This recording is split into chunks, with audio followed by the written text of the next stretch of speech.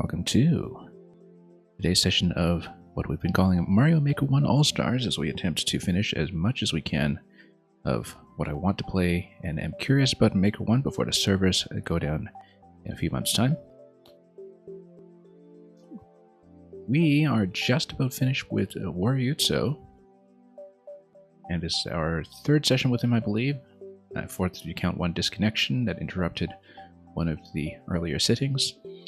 And we're very close to the finish. I was well on pace to finish his profile on the last stream, but then we had to dash out a little bit early. So we're going to resume where we left off, where I've been looking for an alternate path on Spooky Spiky Spinies. We've been working on a hard mode path that is surprisingly finicky to trigger, which has required many attempts.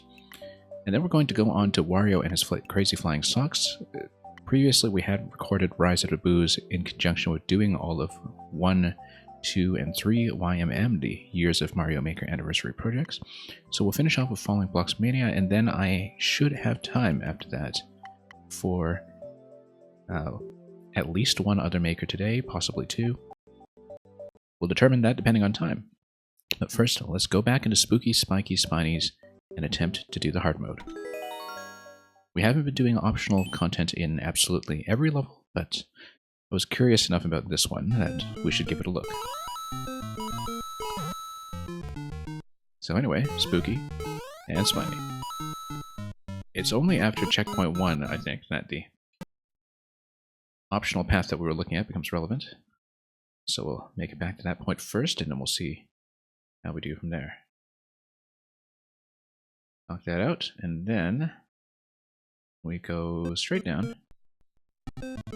And if I recall, let's go over here, grab the coins to trigger this Spiny, which will then give me this path and this jump.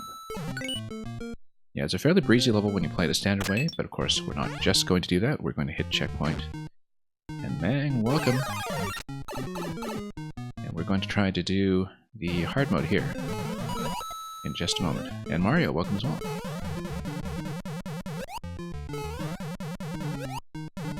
Then, down we go.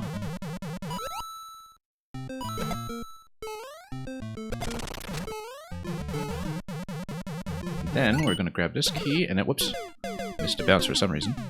We just need a high bounce on that. That was just a very silly mistake, but that's okay. We're right at checkpoint, and we'll likely have to repeat this quite a few times anyway because of how the optional exit actually works, which took me quite a few attempts when we attempted to tread that path in the previous stream. So we're going to try that, whoops, once we get a little bit warmed up with some of the early jumps. Just getting the hang of Wii U gamepad again, I suppose.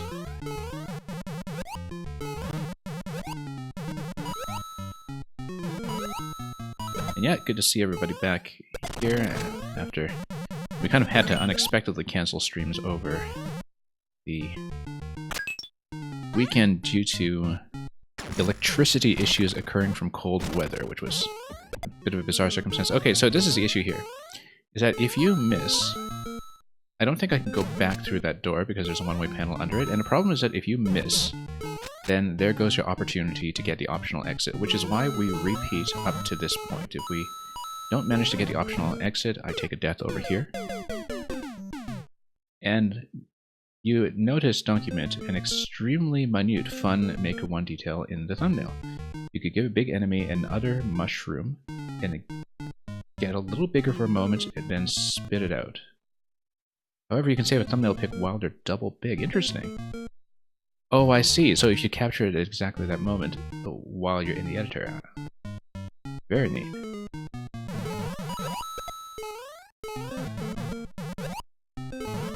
And then let's drop this again.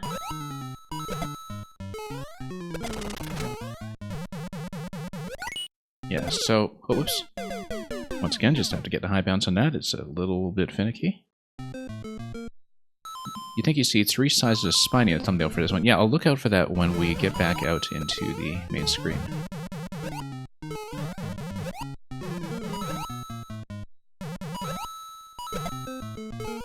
And we'll take a look at that one again. Okay, there we go.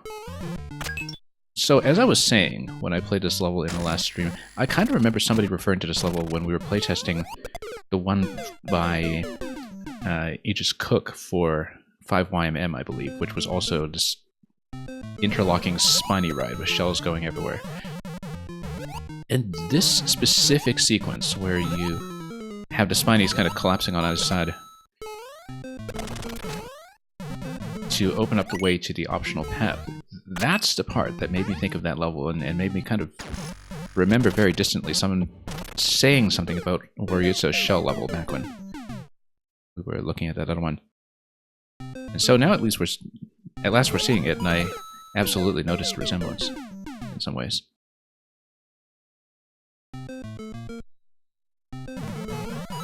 Anyway, let's do it again. We actually did manage to hit the shell once at least, it's just that the other shell hit me.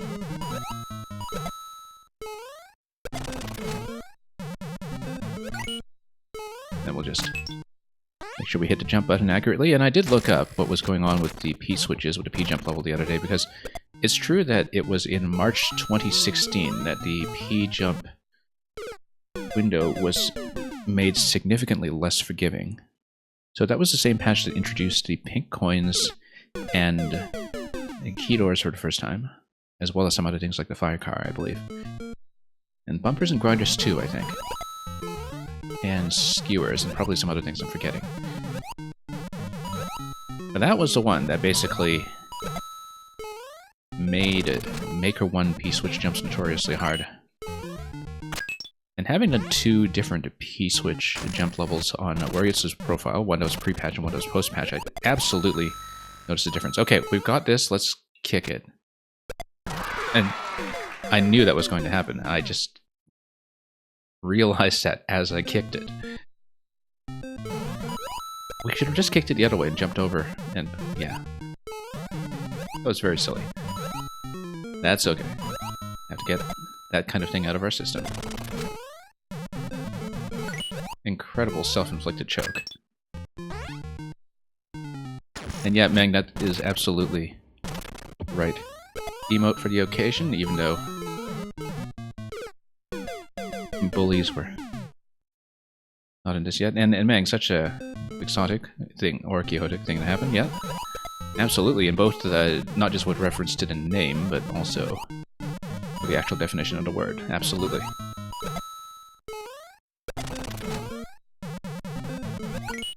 Oh, whoops. I mean, you've seen me playtest enough for you that you know exactly how often we commit that kind of error, so...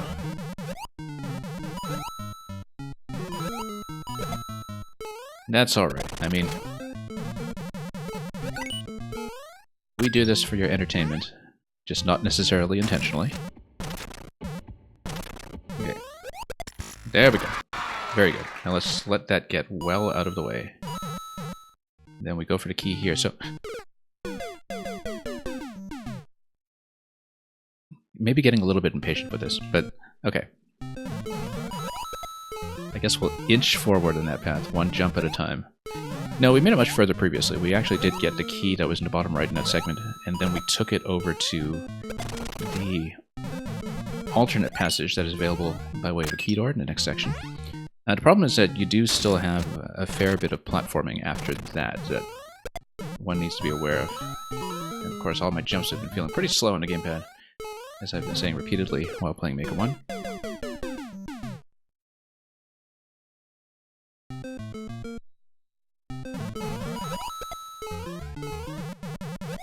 And then, let's head down.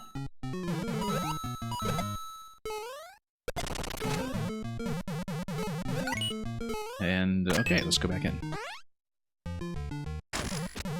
Yeah, it's probably just a mechanical thing of mine of, you know, getting used to the touch of the button again. And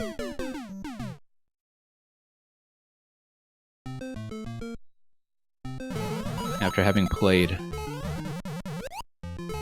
Maker 2 with the shallower button press of the Super Nintendo controller on Switch for so long. I'm sure if I went back to Pro Controller, I might have the same issue. I was concerned at first that maybe there's a video lag issue or something It's leading me to be a bit slow on my jumps, but I don't think that's the case. Okay, let's actually cling.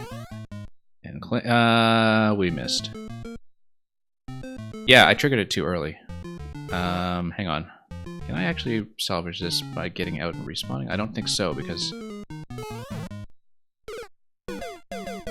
we really are taking this one step at a time. I didn't commit that mistake at all the previous round, but yeah, we'll stick with this for a while. We'll try to get that hard path, and it's absolutely doable. It's just that we've been sloppy. Very, very sloppy. Okay. Surprisingly tricky. Given that the rest of the level is actually really gentle. You never know with Mario Maker how many people ever bother with harder optional content that is put into the levels because people are just so focused on getting the clear, especially if they get a random draw on 100 Man or Endless and Maker 2. Now, I haven't been doing absolutely all of the hard paths that we've seen so far, but I've definitely been trying to sample as many as we can along the way if they look doable. Yeah, you have to go pretty early, but not that early. It's a very tight margin. And you have to survive for a while after you do it, which means it's no small feat.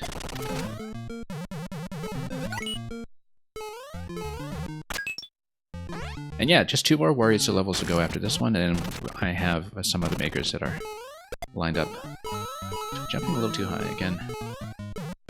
Doing a minimum jump with the gamepad B button is something I'm still getting used to.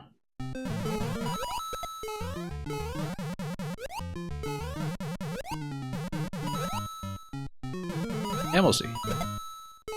I mean, I guess it looks like for the first couple months of this year anyway, my Wii U will actually likely be my most played platform. It's really tough to catch that, wow. But we'll stick with it for a while. I want to at least get one clean attempt at grabbing the key and taking it to the key door, which might take some time, but we'll grab it. Yeah, it's interesting to see how recognizable these winding, overlapping passages everywhere are as a Maker 1 style, not just as a limitation of the engine that we had before Scroll Stop came in, but just as a much more recognizable format that was far more commonly the case. So, yeah, I see what happened with Spiny last time. It just sailed over to me. Never seen that happen before. And then too high. Jumping off the vine too high, and I just hit the ceiling. Okay, we really are taking this one step at a time. That's going to take ages if we keep progressing like this, where we fail at every single step.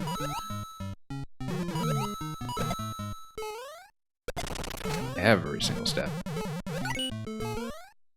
Did do nearly this badly the other day, but that's after having acclimatized with the level. Then, yeah, let's just be careful with the spiny drop over here. Okay. Drop it over here and just go a little bit lower. I was trying not to go too low because it would hit the shell and make it go faster with a kick. Making every mistake once is just learning. Yeah, exactly. Okay, there we go. Whoa, don't overshoot. Okay. So we managed to do this a few times when we last attempted it. And then, oh, let's kick it. And then key door is pretty soon in the next section. Let's wait for this. Just be cautious here. Anyway, spinies are gonna come down.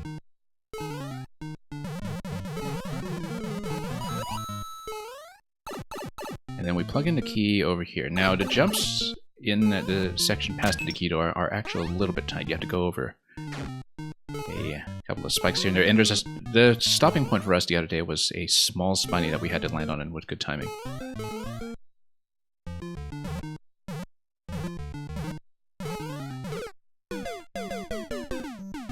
But first we have to land on a big spiny with good timing, so...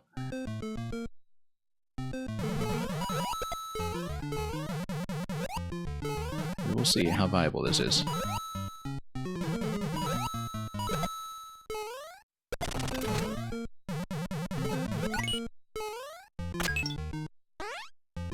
And that's okay, we'll get back to it, we'll try to fix it up. Oh, nope, didn't expect to intersect with it like that. Slightly off. Yeah, this is much harder than the actual level, this path over here. Not surprising that it would be this whole optional hard mode. It's embedded within.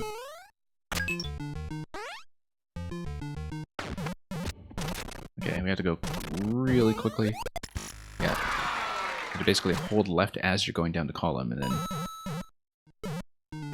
jump very, very well.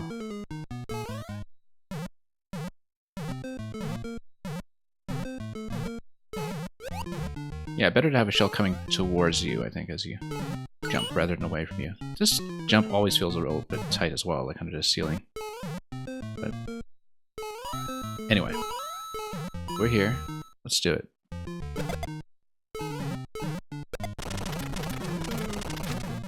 Okay. Then, let's not die to this.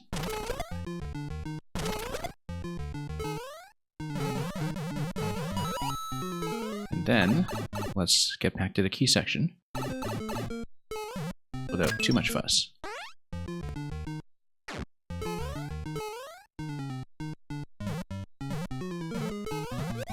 Yeah, as it's heading towards me, that's a little better. So this is the small one that's a bit tricky, because we couldn't make it over that jump previously.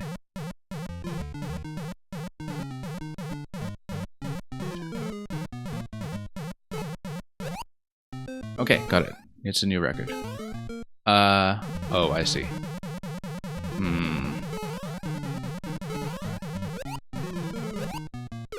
That's tricky. Wow. I don't know about that one. That is looking pretty rough. Like, possibly enough to kill to run, in fact. Yeah, I wasn't anywhere close to clearing that.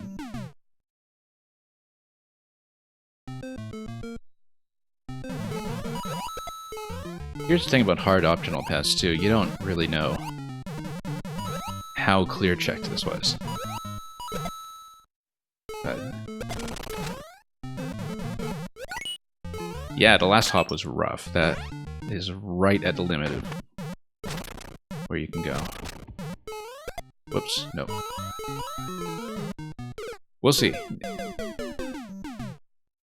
We'll try to make a clean attempt at it, but that kind of jump looks like a run killer, so...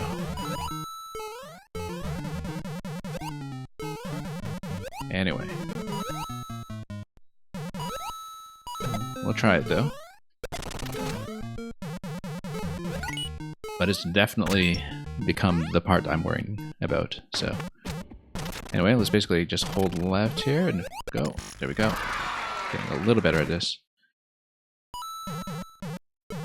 Improving the hit rate. Let's wait for this. Okay, good. Was concerned that it would just drop too soon again. You think the game audio is slightly behind? Yeah, one came in. I'll fix that when I can. It's a little trickier to fix it on Wii U. I'll fix that in a moment. Let me just try to get this down once first. Yeah, thanks for letting me know, by the way. It's a little difficult for me to monitor the audio lag here. But we'll try to push through this run first, and I'll adjust immediately after that. Yeah, Wariuzzo is very good at the game. If you look at some of the harder clears, like that 0-1 Kaizo level that we definitely gave up on at about maybe a third of the way through.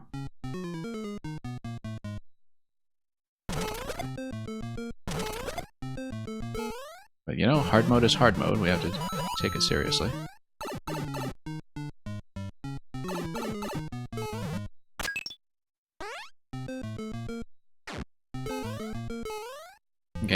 let's drop this.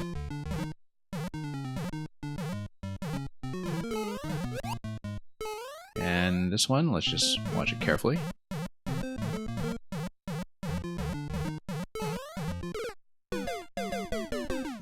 Okay, give me one moment. I'll just try to reset the audio and see if it works. Yeah, we'll see how doable this one is. Just going to see if I can fix this without actually crashing the stream, which is a bit of a risk on Wii U sometimes.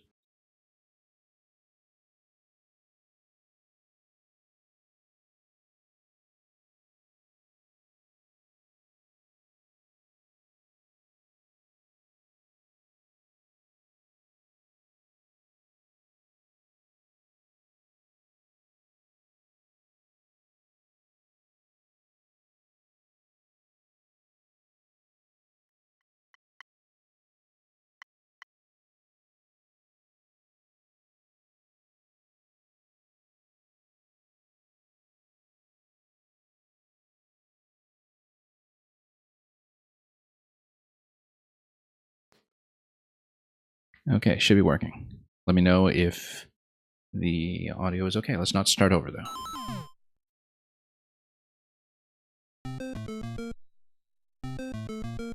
Yeah, let me know if the sync is acceptable, and if the audio is just generally working.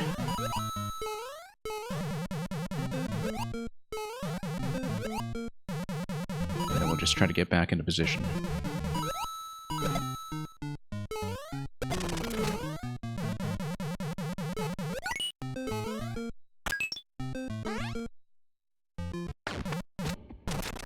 And then, again, hang left immediately.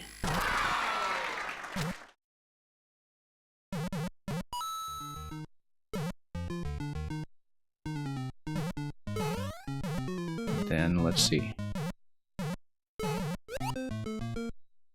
Yeah, I found a pocket of timing I like for that one. Now, this here is always a little bit risky, and then we'll continue. Oh. Let's bop this guy first.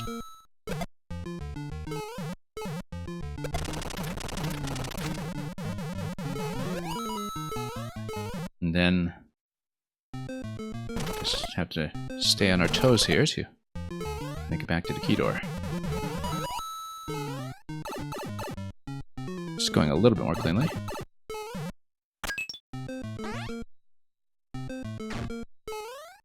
Okay, let's try this.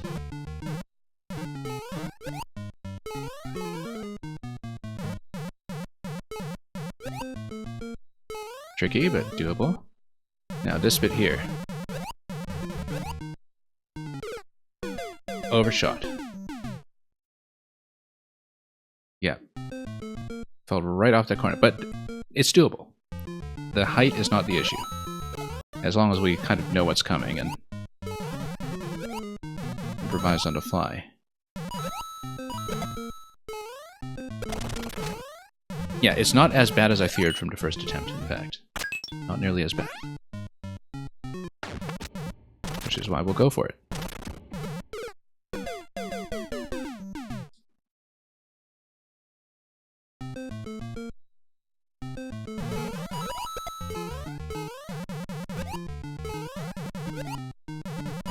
Anyway, down we go.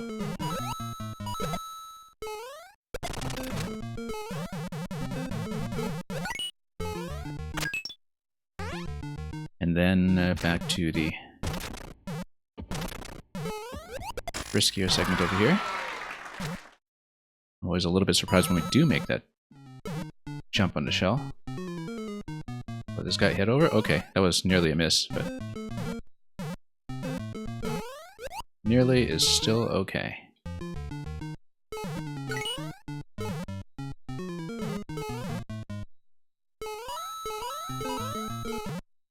Anyway, bump and kick.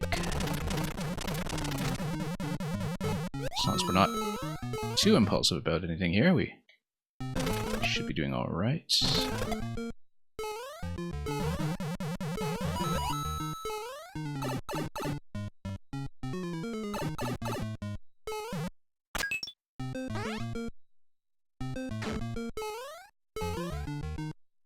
then we're gonna go over here. Try this again. Okay. Progress. Not so much. Pulled back just a touch too early there, as I was aiming for that shell. I spoke too soon.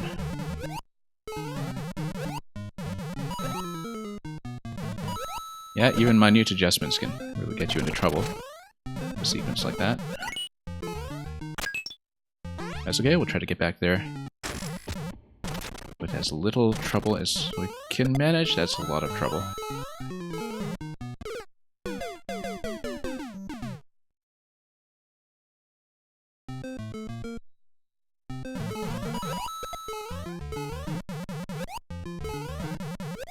And then, over here... Oops. That seems really difficult to miss, in fact. That doesn't seem to happen often. Well, over enough attempts, every mistake happens eventually. You just need to hang left slightly, and it's pretty much impossible to miss that shell. It's banging about 2 tiles of width. Okay, let's... Nope, too early. This one always worries me. It's really one of the hardest parts of the run until we get to the jumps over the spike columns later.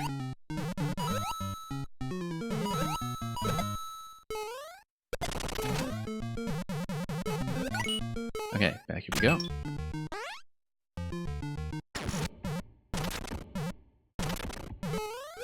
There we go. Getting a little better.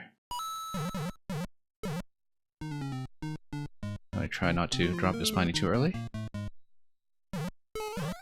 That was almost too early again.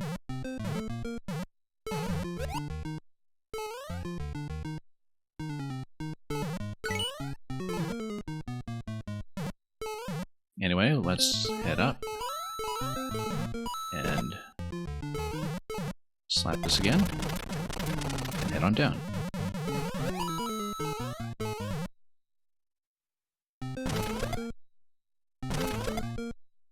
And we'll continue.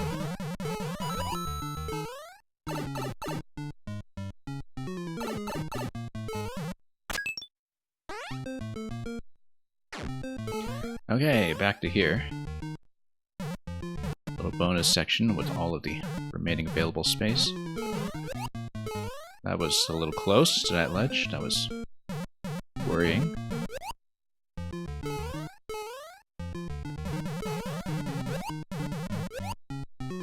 Nope, overshot. You see, the thing is, I'm cranking all the way to the right to just make it over that top spike, and we're not pulling left quickly enough onto that one block where we can land.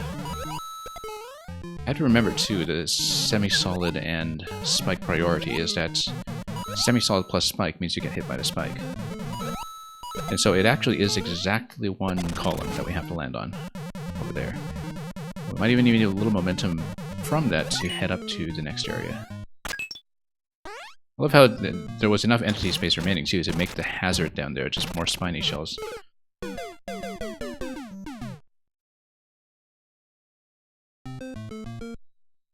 Just for the aesthetic flavor, you know? You're not just landing on spikes, you're landing on spiny heads. Because that's just the kind of level it is. It's really fully committed to its aesthetic. Look how there are these little fire flowers in the gardens all over the place too, just as a little extra detail.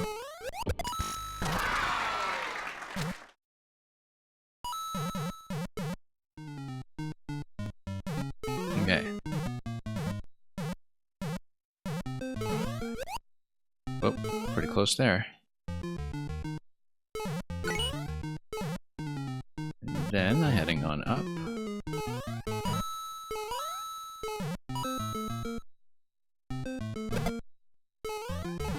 We'll push. No.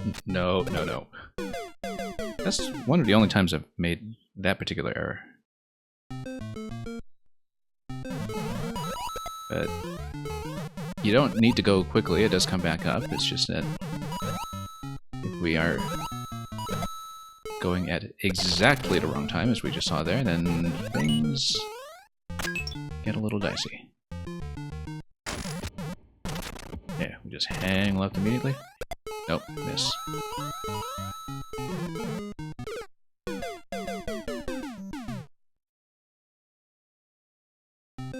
Well, we've got to be reasonably close. But we don't know how much of the secret path there is remaining.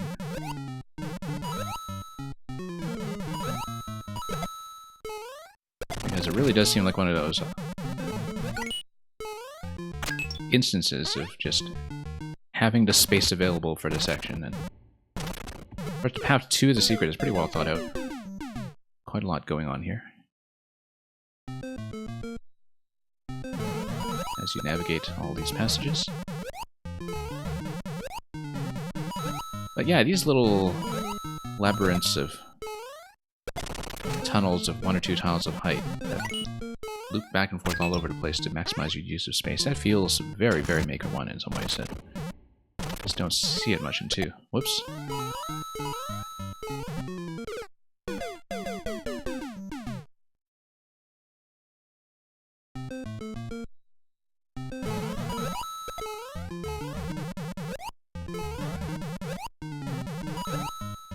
Anyway, let's hit this once again.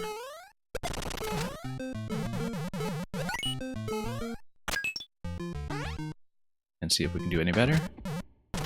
Hang left against the wall. Nope. Yeah, my jump control has been pretty poor in this game in terms of just doing a minimal tap in the right place.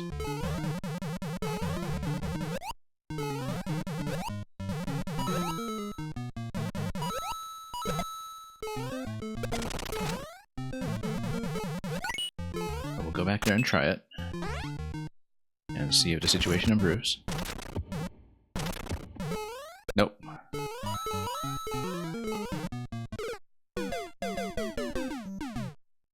It's a very specific timing, and then of course you have to bounce off of that safely and not just fall back onto the other shell.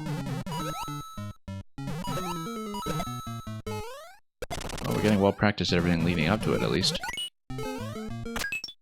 Not quite as many issues as before. Maybe I should go right instead. Yeah, trying to go a bit earlier this time, and of course, that was a failure.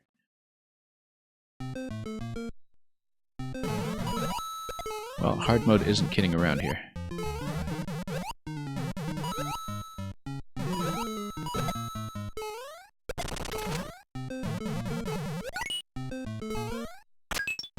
But at this point, we've gotten far enough that I do think we can see more. There we go. Alright, let's not mess up the vine climb too badly.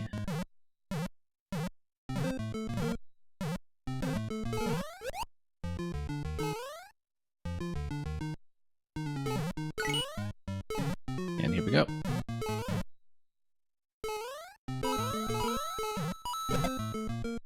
Like that guy. Now let's be careful with the column that we're jumping on this time. Just have to go reasonably quickly.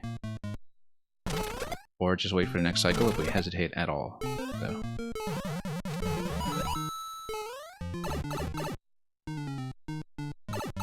Okay, here we go, and now here comes the real test.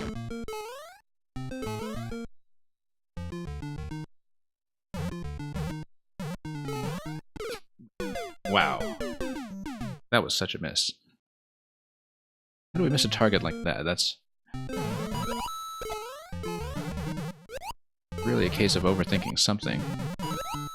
That's for sure.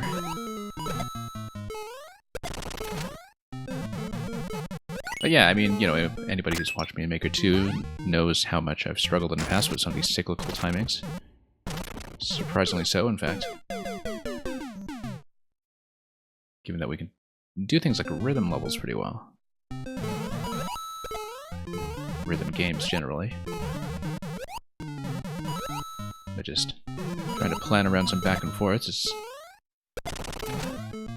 liable to cause issues for some reason.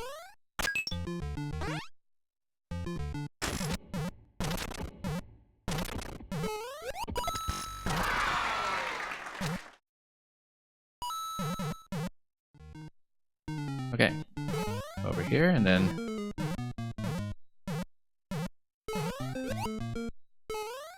just plan accordingly. Then head back up to the key door if we can. Shouldn't have too many problems on the way there, but of course we have to watch. This... oh, went too early. Too early. I was thinking I can't delay too long, let's go, and then... shouldn't have too many issues, I said. Well, as it turns out.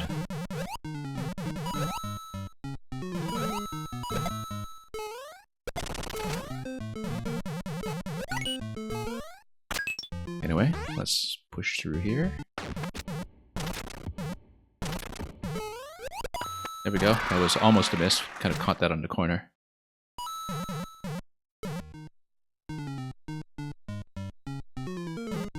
Okay. This spiny shell really kind of worries me every time. After that one attempt where it just sailed right on over. Oh, wow. Okay, that was mistaken down diagonal, I think. I was just trying to hang right to jump off the vine then. That was a bit of a D-pad slip. Anyway, let's try to fix that.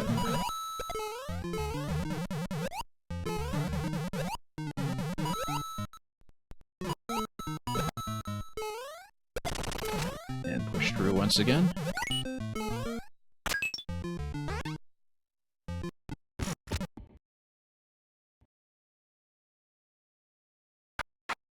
Yeah, even when you do catch that accurately, every time it feels like it's a near miss just because you're kind of catching half the shell with that jump. Okay, let's be careful this time.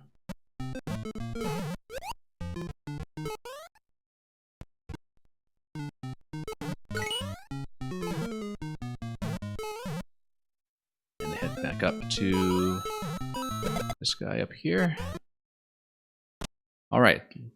We can't hesitate too much, but you know what? Let's just wait for the next cycle.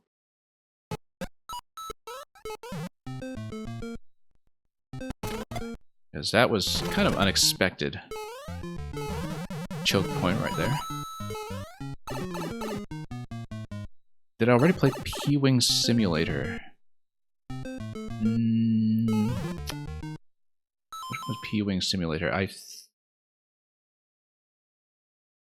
don't think I did, but let me check. I don't remember the names, actually.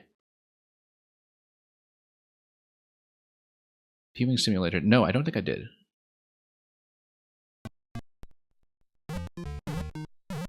But good question. This is one of the last ones, though. So I'll have to check.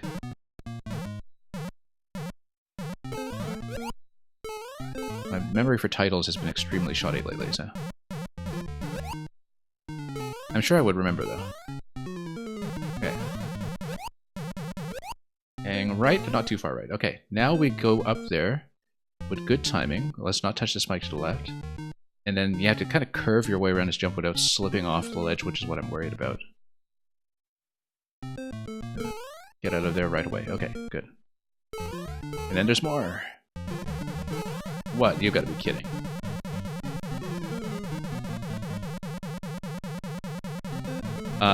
This is right at the end, it seems like. But how?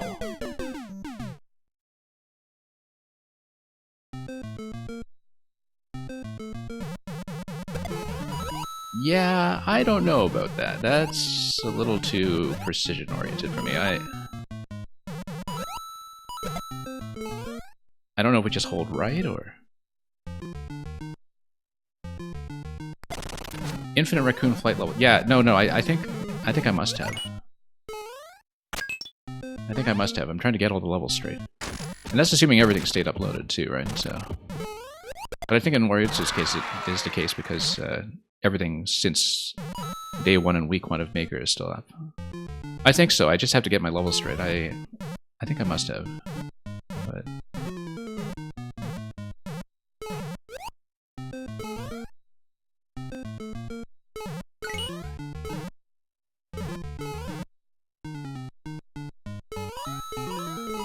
Okay, anyway. Let's wait.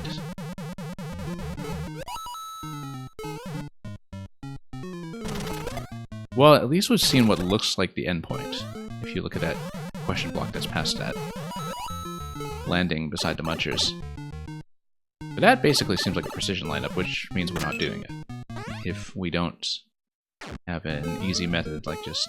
I mean, you know, you obviously can't just let up after hitting the right side wall because you just drop straight down, but other than just holding right, I don't see how else you do it. It might just be a hold right. If it's not a hold right, I don't think we can do it.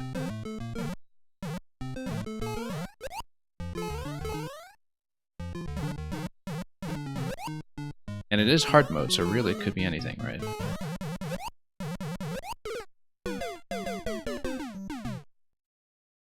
Well, we'll try to make one more attempt at the muncher segment just to see it properly, and then...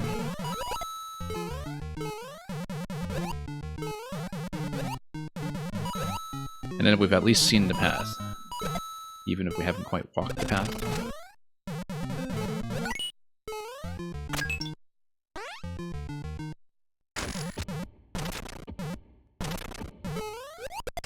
Okay. That moment of tension has been diffused, at least.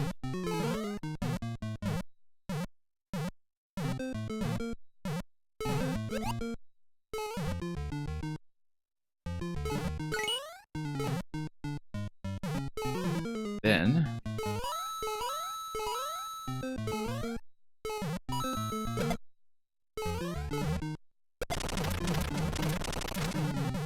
Okay, let's try this again.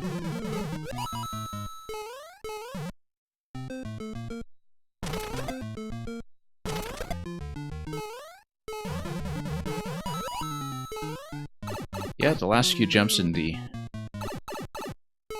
alternate paths here have just been getting a little meaner and meaner as we go. But let's try not to choke on the easy stuff, though. Have to get back there and practice it. But yeah, probably just one more attempt on the muncher area. Because I don't like the look of those hitboxes. But...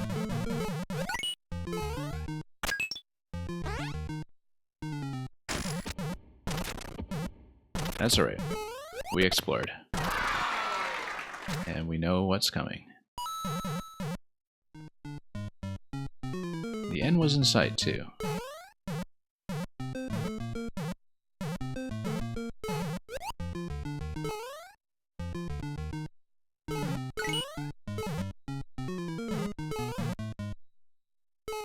Okay, now let's do this. That's also one of those segments where you'd think that you'd want to take advantage of Mega 1 just allowing you to create your own little practice store and or practice start point in the editor. Just to have a more accurate reading of how that jump is supposed to work.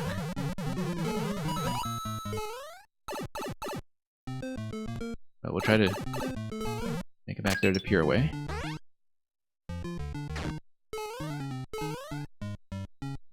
Yeah, but that's the kind of fall towards the munchers later that screams of trying to make it in the editor first. And... okay, yeah, just falling down directly towards it and watching it seems to be the method there. Okay, let's wait for the spiny. Not bump our heads too much. And then here is the problem.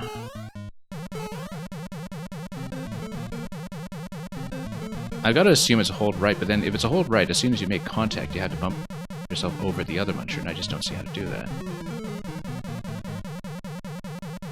There's no way. There's no way. I wonder if you could have just run up through the top of the ceiling there. No, you can't because of the ceiling block on the left side of that opening that precludes you from doing so. No, no, no, you just have to fall in. Yeah, that's not happening. If you hold right, it goes a little too far. It overshoots a bit. It actually does fall safely over the first muncher, but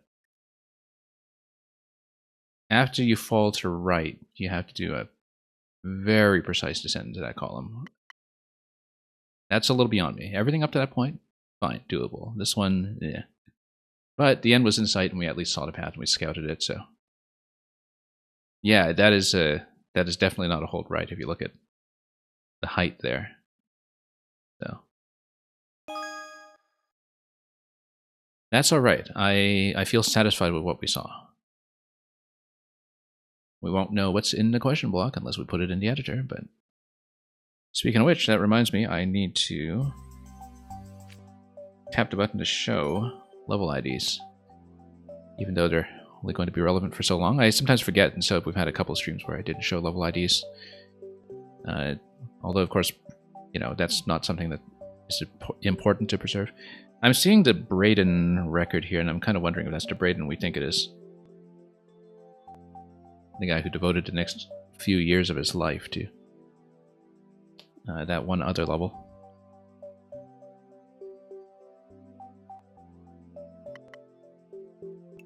That he eventually got this year. Anyway, so yeah, Falling Blocks Mania and Wario and his Crazy Flying Socks are the only ones left. You were saying something about, yeah, P-Wing Simulator. No, okay, here's the reason I didn't remember it from this session. It's because it was 1YMM, and yes, of course we played it. Because we recorded all of 1, 2, and 3 about 2 years ago. And I haven't been re-recording those this time around simply because we do have them. But I might go back to replace them at some point. Yeah, because we haven't been recording the ones that I know we did on Twitch previously, because I do have them archived.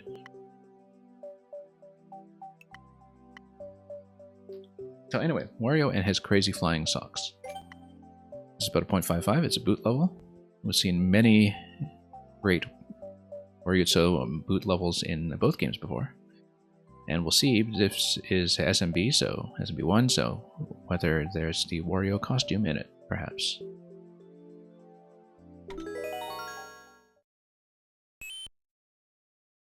It's been kind of interesting to see his various ideas develop over time. And yeah, Wario costume. Anything in the pipe? No, that's just an entry pipe for aesthetics. And I guess we just enter the door and fall into the Muncher boot over there. And that's a float where you hit both pals. Hang on, let's redo it. At least there's a gentle training segment here where you can try that. Float and punch. Kind of reminiscent of the boot concept that they built in Maker 2, in fact. Whoops, no. Oh, yeah, we have to keep the boot, for sure. We have to keep the boot. We just land on top of the blaster and jump off of it. The track tells you everything.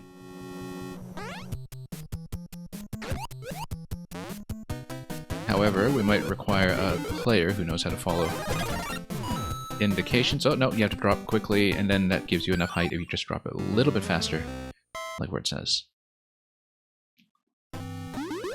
Alright.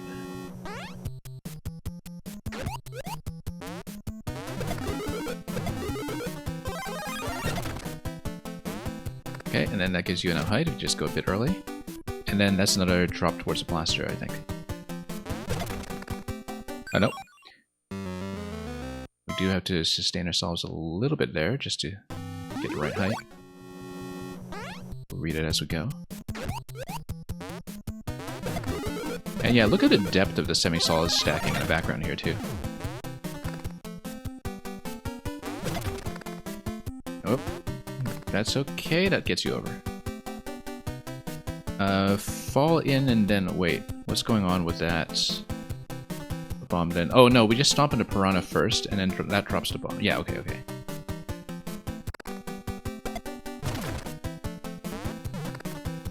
Okay. And then over there. Not quite on the marker here, but when are we ever? And then that little R button indication there on the right side. Which makes you wonder why everybody's gone for Z. Probably just because of the tracks all over the place in both Maker games. Making that more of a standardized input for whichever shoulder button people choose to use. Whoops. Okay, didn't exactly know how that was going to unstack. Let's read that a little better.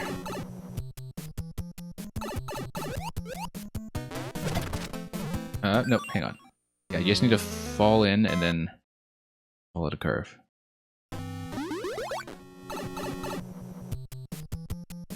Alright, let's head down. And try to fall in as quickly as we can. Once we get over here. Okay, now we just go around the burners. No, oh no, we just land on the muncher offset, yeah. Had a bit of a panic move there where we dropped a boot, but no, you just land on the muncher offset, that's all it is. Took me a moment to read that as an offset, even though it's pretty obvious to me now in retrospect. Whoops, nope, just missed a jump button there. And we'll just fail gloriously.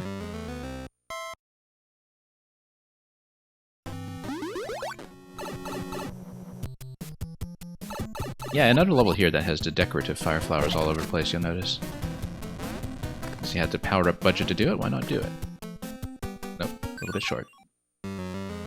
Yeah, slightly quicker landings when we do the flutter. That's mostly the adjustment we're looking for here.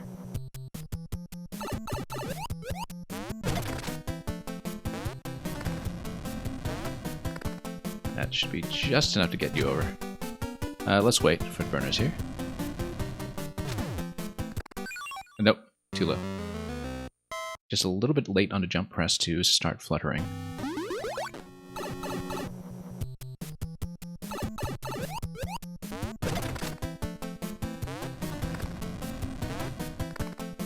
And we'll head over. Oh, burners, yeah, no, I thought about the burners as soon as I dropped and I kind of scrambled what I was doing there. Maybe you do need to press jump pretty much as soon as you fall. To get the flutter going as soon as possible on that descent. I think that might be the case, but... yeah, I'm definitely feeling like I was late on the flutter there. And now we're barely going to make it. Let's wait for the burners. Yeah, I think we start fluttering pretty much as soon as we hit a track here, and then that feels a lot more comfortable. We ride. And ride. I could have used that Goomba there. Actually, the timing here would have given me some additional Goombas to work with. That's a bit of an adjustment to Maker 1 rules, of course, when it comes to enemies sinking in lava, that they do still have valid hitboxes, and they don't just lose all collision as soon as they make contact. One of the most significant small changes between Maker 1 and 2. One that we have to redevelop some of our instincts around when it comes to, whoops, reading valid surfaces. Again, I'm just late on the jump button here.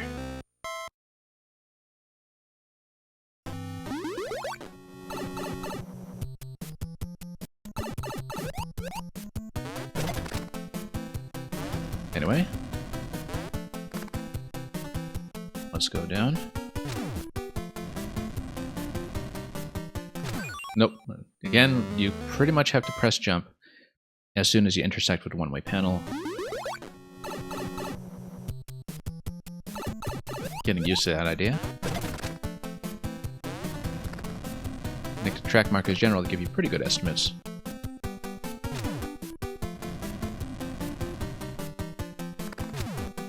Yeah, that feels pretty comfortable. Then here we just get across. So I guess we have to go down towards the Goomba. The POW removes the muncher. The bomb crush then starts the sinking. I guess we basically have to flutter on top of the Goombas for as long as possible while we have them. Oh, that was pretty much accidental, but we got it, so I'm not going to complain. The POW is going to get rid of the muncher, and then you just fall down below. Nope. Coming in a little bit low. Yeah, previously that area with the one-way panel going down sort of trained the timing that I should be looking for in terms of how much height I gained it relative to when I start pressing jump. Yeah, to get over there comfortably, we basically have to press jump with that much height.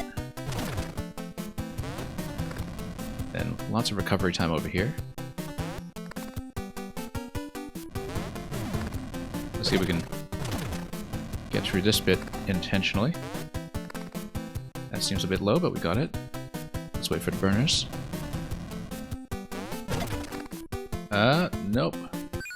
I fluttered a little bit early and I let go of it. That was the issue there. Bit difficult to spot, but we'll do it.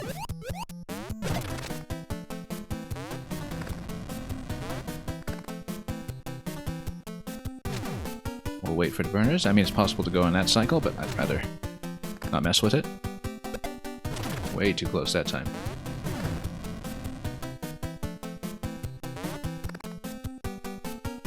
Okay.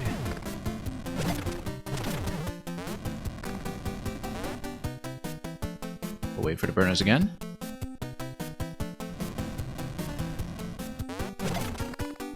Nope, again, hit it too early and then I let go because we fluttered so soon. We just don't quite have the flutter timing down yet.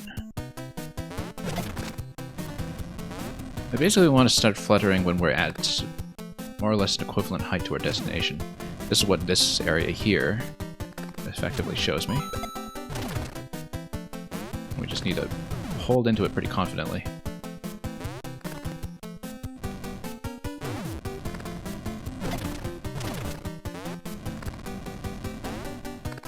Okay, that was pretty comfortable.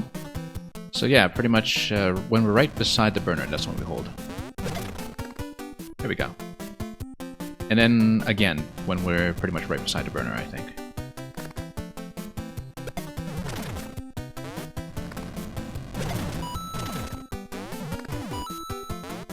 And then, if we understand that principle, then this isn't too bad. Now, why all the curves over here? Oh, because we need to get out of the way of the blaster that is falling. And we float on top of it, then we have a jumping point to head towards the POW. Okay. The problem is that we need to hit it with the first jump, because otherwise we lose the flutter to get back on top of the blaster as it falls. And I knew that, but just didn't do the input well.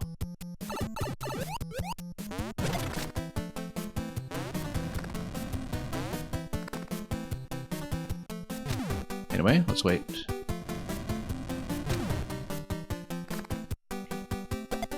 Yeah, getting a better sense of the height we should be looking for when it comes to starting to flutter.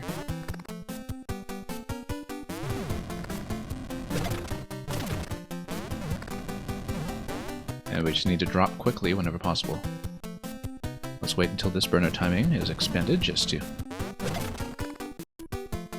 get comfortably over here. And this one too, just to be relatively cautious.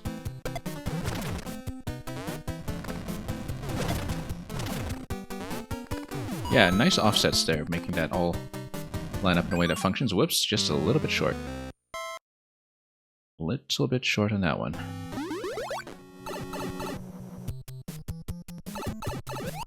Yeah, I seem to recall that this concept was reworked for one of Wariuzzo's last creations in Maker 2, I think. It might even have been one for 6YMM.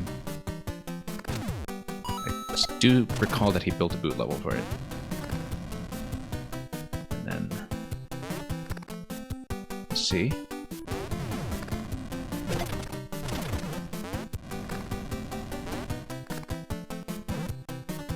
But of course there's quite a lot here that only works in Maker 1, and chiefly the way that some of the syncing works in Leva. And decoratively, these semi-solids overlapping with spikes, which aesthetically seem a lot more flexible in some ways.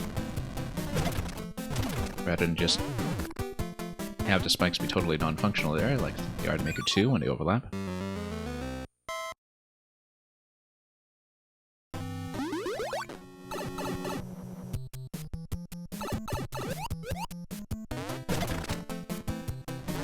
Then, up we go.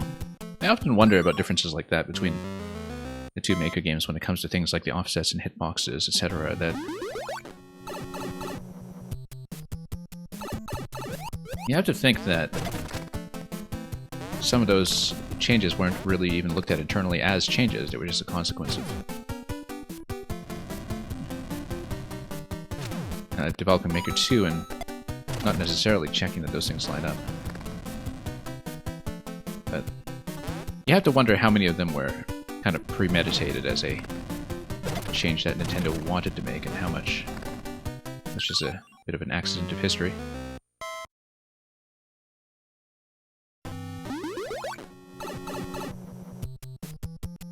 Because looking at some of the changes in behavior between Maker 1 and Maker 2...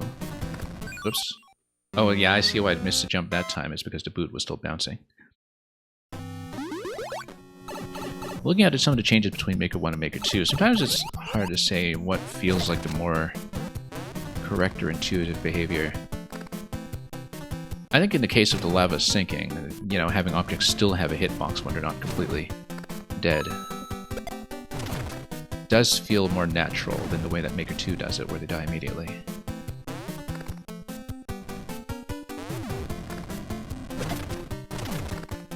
Oh, nope. Yeah, I just didn't get off the Goomba accurately that time.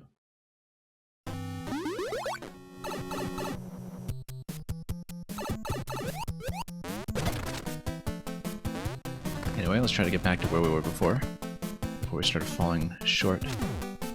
You like the hitbox remaining in lava? Yeah, that's what I'm saying, is that it feels a lot more like what would happen in actual Mario. Like how, you know, compared to actual Nintendo Mario, there are some changes to... Oops. Okay, that second Goomba firing out totally caught me off guard. Some changes to things like, you know, how Wigglers behave in poison, or other things like that. And adds more movement options, yeah, exactly. A lot more granularity, basically,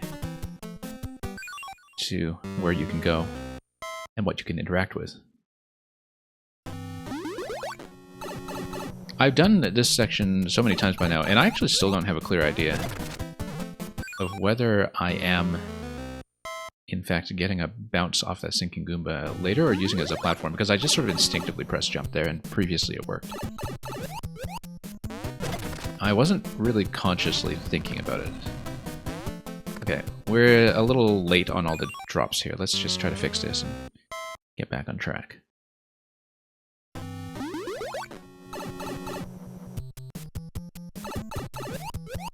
Anyway.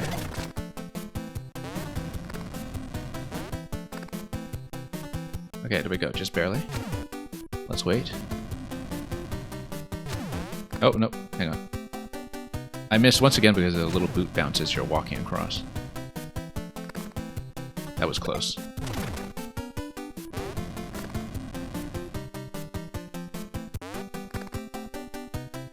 Okay, let's not blow this one too much. Yeah. Just barely. Okay, good. It always feels a little bit rough, but we made it. And then this section here, we shouldn't have too much trouble, I hope. Oh! I probably could have just jumped up to the POW and dropped boot fine, depending on the speed of that offset on the blaster as it comes to the left. When I saw that I was going to be slightly short on the flutter that time.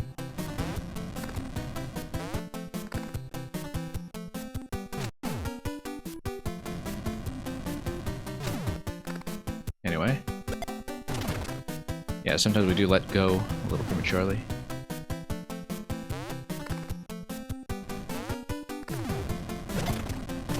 Yeah, you just hold bounce into that. It doesn't look like a bounce, but it is a bounce. Just because the Goomba's already dying, right?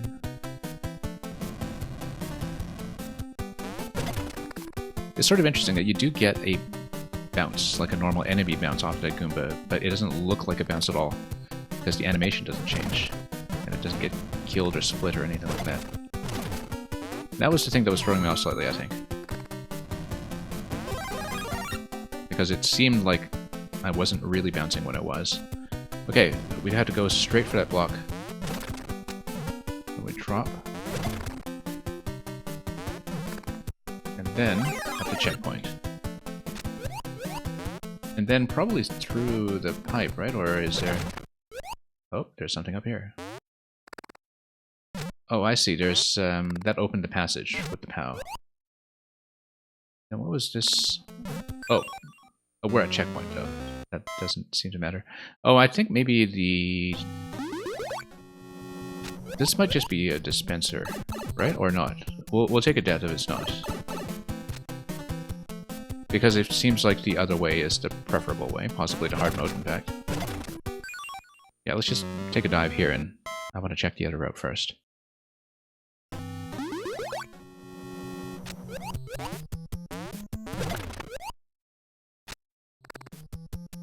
And if it's two separate routes, I guess we'll have to redo the level to see both. Hard way, yep. Well, we do things the hard way around here, so how hard could it be? I mean, knowing, of course, that the previous hard mode had that little spike precision bit at the end, that was a bit concerning, but we'll see if there's something equivalent here and how hard is hard. Yeah, so a lot of these levels have had hard modes built in. And then you have to be pretty exact here, actually. In Waluigi mode. Oh, oops. Have to remember to actually drop.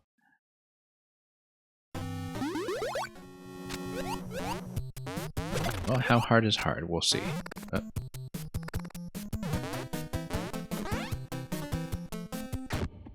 Okay, hard way. So we jump up and then... I don't know, we hold into the flutter immediately, or... Nope. Guess I would just curve into that. No, we have to kind of drop below. That seems... tricky. You really have to understand the flutter height for that to be the case, so... whoops. Let's not forget that there's a drop there.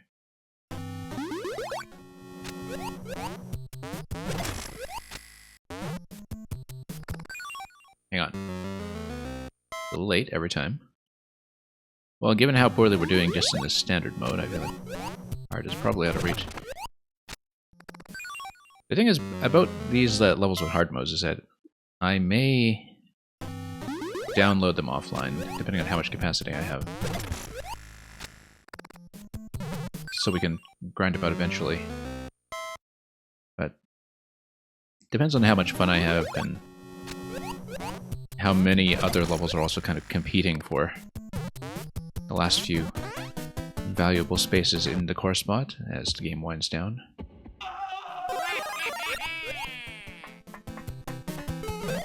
Very good question.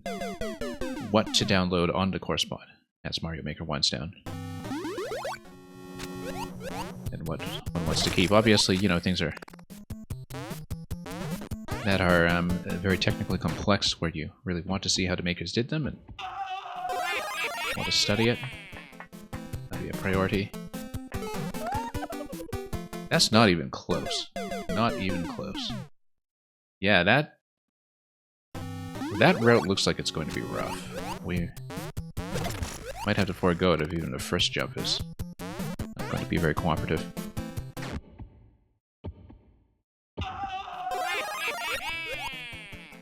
Yeah, because you pretty much have to flutter out of this, but then sort of curve. Can I have multiple accounts for multiple core spots in the Wii U? Meng, I'm not sure if account creation still works on the Wii U. That's the thing, is that as online services are winding down, that might be something that is pretty limited in its current form. So, but I should look into that, because there are definitely a lot of downloads I want to make. And we'll just have to pick our battles as we go through a lot of makers. I mean, I'm partly going through a lot of makers because I do want to scout out like what I want to keep most. Oh, hey, we made it. I guess the track is kind of telling you where the flutter should happen here as well. Wow. That is rough. This bit over here. Yeah, you have to really understand the flutter to have a chance here.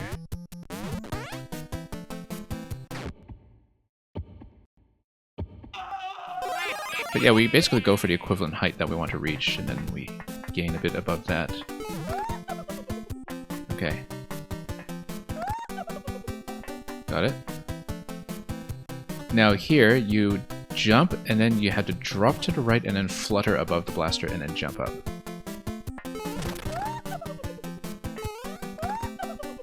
That's correct, but we were a little bit short. And then over here, it's going to be another flutter over the blaster, and then we continue. And Meng, you'll just have to visit every maker you want to play levels from personally. Yeah. I didn't know you had it on Wii U. I thought you had it on 3DS. Or that you at least got started on Maker 3DS.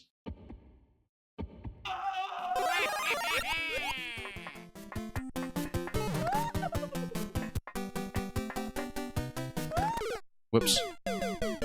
Or at least I knew that you were active as a maker on 3DS, and yeah, you don't have it on Wii U. I don't know anything about Maker 3DS in terms of how much equivalence there is between the engine and how cross-compatible the creations are. So.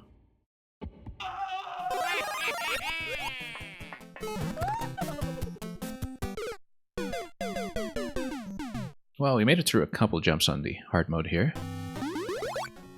I'll stick with it for a little bit, but we'll probably eventually finish the level the standard route. You have to steal Donkey Man's Wii U to play his levels, yeah.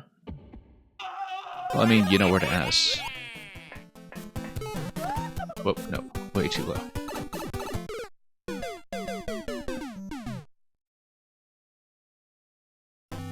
Well, we'll try to push a little further on this path.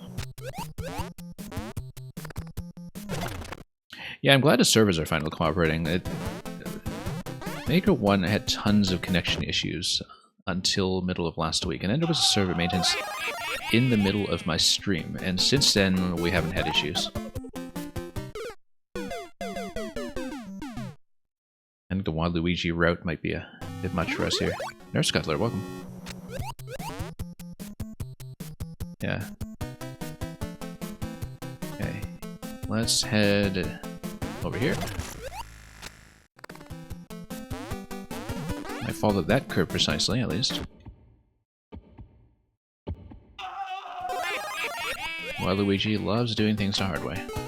Nope. Well, we made that a couple times, but not often enough to count.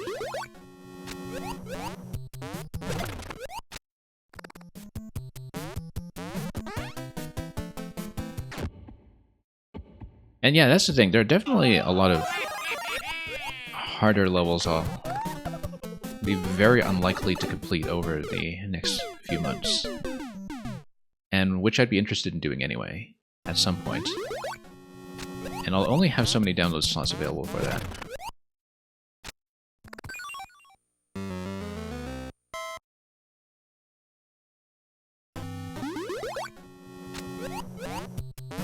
Whoops.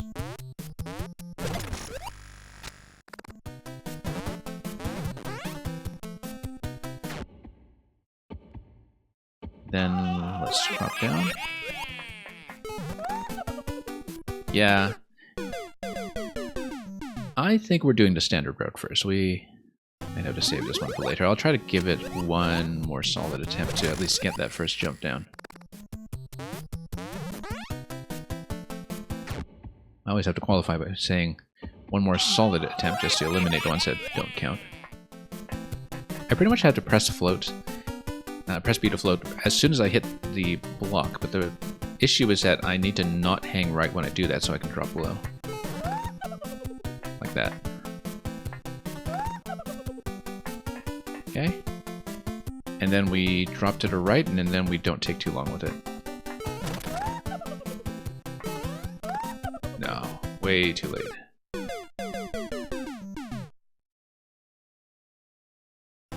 Yeah, let's go for the standard route first, just to see if we can grab it clear.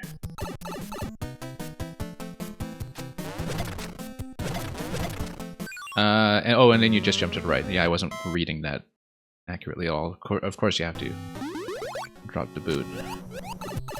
That makes sense.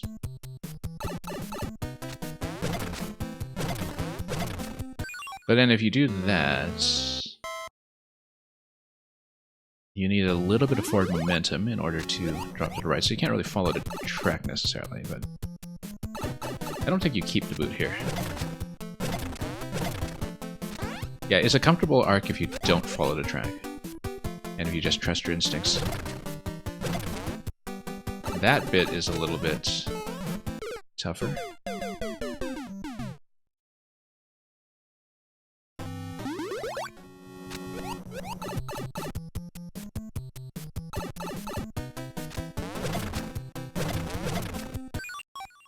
But yeah, definitely. Yeah, no, you don't follow the diagonal track there. That's misleading.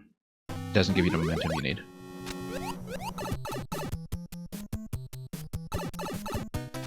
Just have to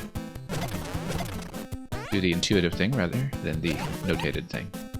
Which, of course, is just a limitation of where the tracks go on the layout. It feels very comfortable when you just follow the targets. Here, hit the POW. Hit the second POW, that unloads both munchers, and then you have to jump off to get onto the next boot. That makes sense. And then you have to do it quickly enough that you get on top of here with the boot. So, we were just a little bit slow in that. And I could tell on my way towards the Goomba that we were spending a little too much airtime there.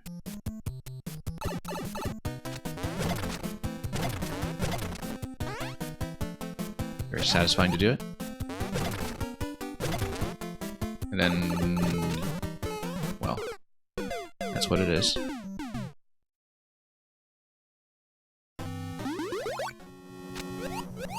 Interesting placement of those one-way panels there. I didn't really read carefully what was going on with them and why they were necessary. I wonder if it's just...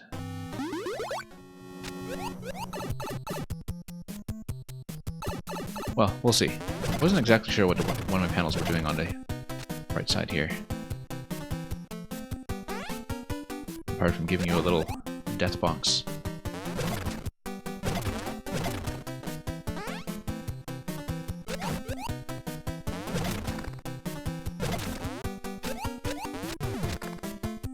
Yeah, a little late on the uptake with that jump. I keep forgetting that, you know, you have to do that additional bounce to get into the boot. You have to account for the first bounce that you have over the Goomba, and that's going to add a little bit of time as you land. This is feeling pretty comfortable though at this point. Just had to go immediately on that jump and then hold right. I guess the one-way panels do add a bit of visual clarity to, whoops, that section. When it just gives you a vertical column you can look at as the boundary. So you know where the original boundary of the bunches are, even as they collapse. But we'll see. It might also be some kind of lineup issue with the bunchers, perhaps.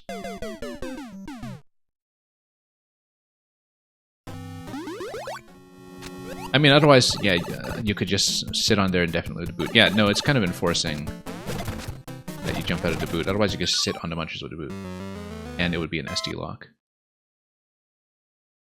Which I guess you could kind of do after one hit if you get on top of the muncher, hence the death spike to take damage off the boot if you don't want to just jump out of the boot. I haven't read the spacing here accurately enough to really comment on that.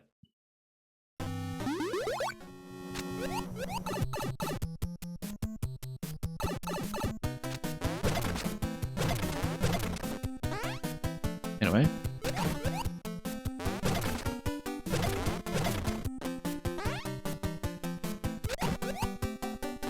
Here once again. Okay, that was much slicker. Nothing up here on the ceiling, just had to see. So here you hang left over the POW, and that kills the Piranha. That does a bomb blast and a hard block that it would be sitting on down there, and then everything sinks. Okay. I see. Whoop, nope. Yeah, that little boot bounce when I pressed right after landing on the boot, that gave me a little bit of a hop there that killed the jump, and We have to avoid that. When we land on the boot, we just let up on the D-pad completely and avoid the boot hop, because the little boot hop has been throwing me off as you press against the wall.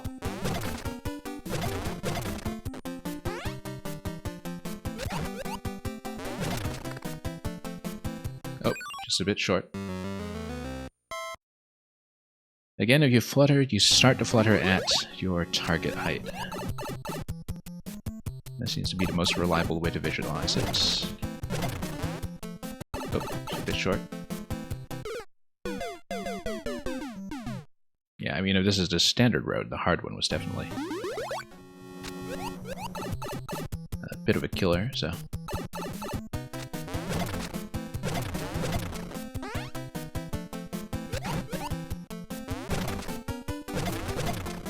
There we go.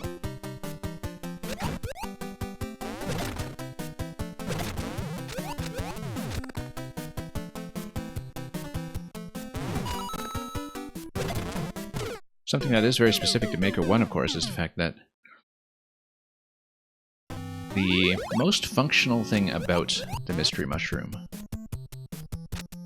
is that it allows you to break things while you have one tile of height as a character. I mean, I guess you're in a boot anyway, so... But... yeah, in terms of the tile height here, that kind of makes a big difference. That you can't really have things function with the same spacing in Maker 2, just because of that necessary element of how big you have to be to break something. Now, of course, you don't necessarily need breakable bricks under the POWs in order to activate them, but... So it would just be the same mechanic, perhaps, without all the smashing.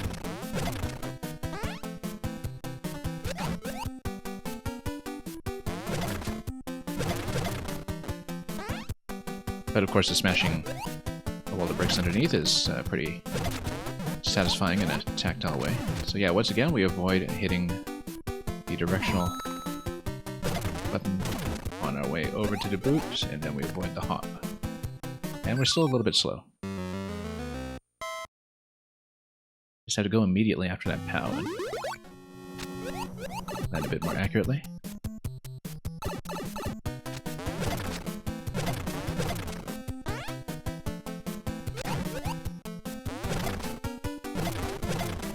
Okay, let's go.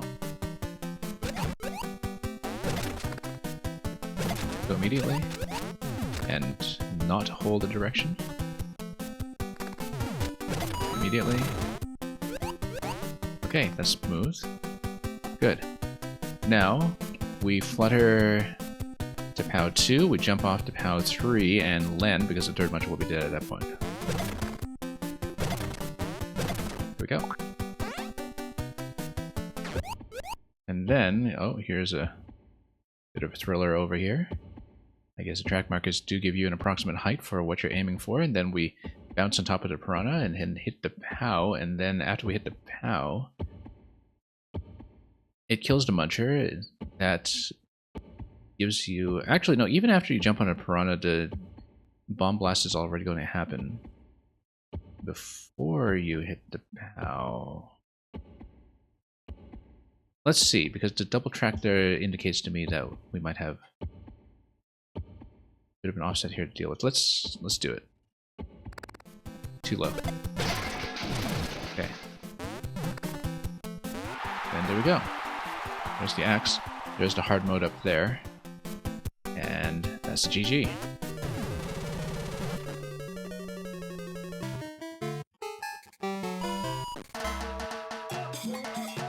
And we'll even have a little celebration at the end. I wonder if there was a maybe separate sound effect for coming out of the pipe as well, Luigi. I'd imagine there is.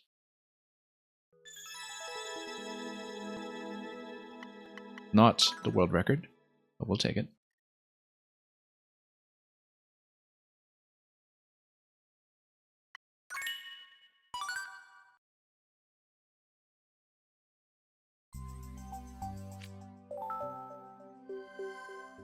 Okay. One more. Falling Blocks Mania. Like I said, we previously recorded Rise of the Boos. We have the whole set. That's still archived on Twitch. I saved all the Twitch highlights back in 2022. And yeah, thank you for the GG, Mang. Let's take a look at the final one here, which is Falling Blocks Mania, about a 1%. And it says it's a mini level. And look at that, this is getting into early 2019. So there was a bit of hiatus here, 2017, and then this would have been right around the time that Maker 2 was announced. February 2019, I kind of remember that it was somewhere in February that the Maker 2 trailer was released. Because at the time I had been kind of back to Maker 1 for a couple of weeks after a long absence myself. So, let's take a look. And it'll be the last one in the set.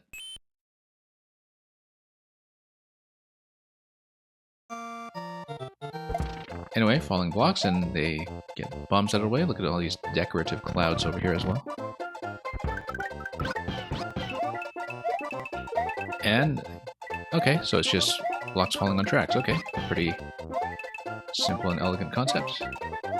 Coin trails being very helpful here as blocks punch bombs out of the way. Sometimes the timings are going to require slightly quicker reactions.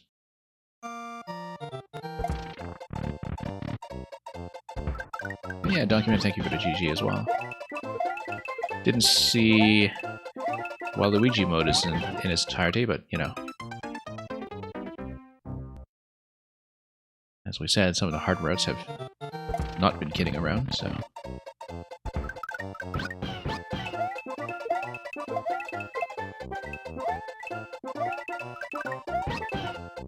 Anyway, let's jump over here.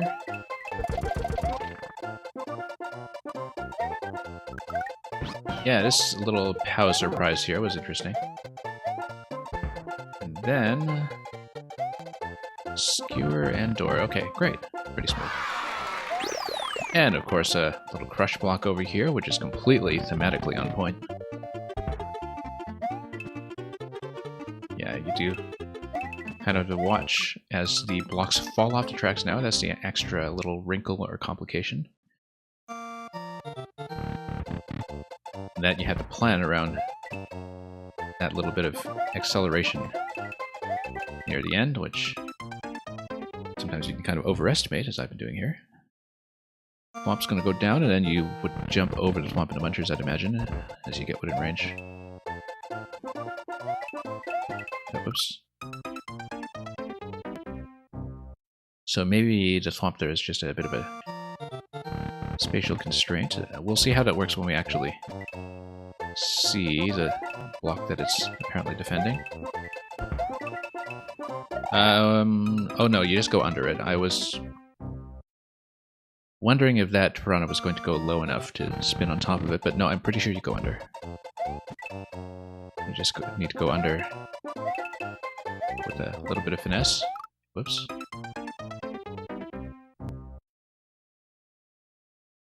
Yeah, because the block you're standing on at the left side of the Piranha does last long enough on a track to give me a bit more room before I have to get off of it. And again, we're trying to jump ahead of that sudden deceleration from the drop off the track, but sudden acceleration rather, from the drop off the track. Sometimes it's a little bit difficult to estimate as you're heading off the bottom boundary. So, always this added element of tension here as the tracks drop off in different places. Some of them are about a tile up from the bottom, some of them are right at the bottom when it comes to the track endpoint, and it does make a little bit of a difference in terms of your safety margin. Something is clearly going to head down there and eradicate the whole bomb column. Poor Yoshi.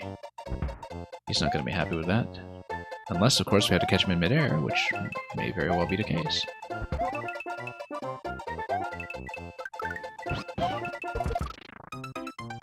Well, we haven't seen that yet because we died too quickly to this. Wiggler also acting as a bit of a timing constraint there, perhaps, as we plan how to get across.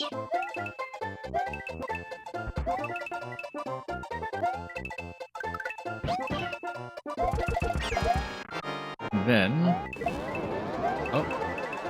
Oh, missed it.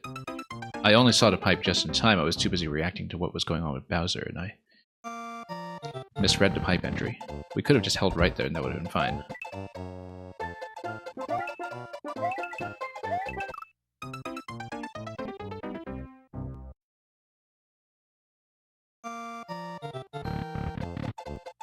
Anyway, let's head down.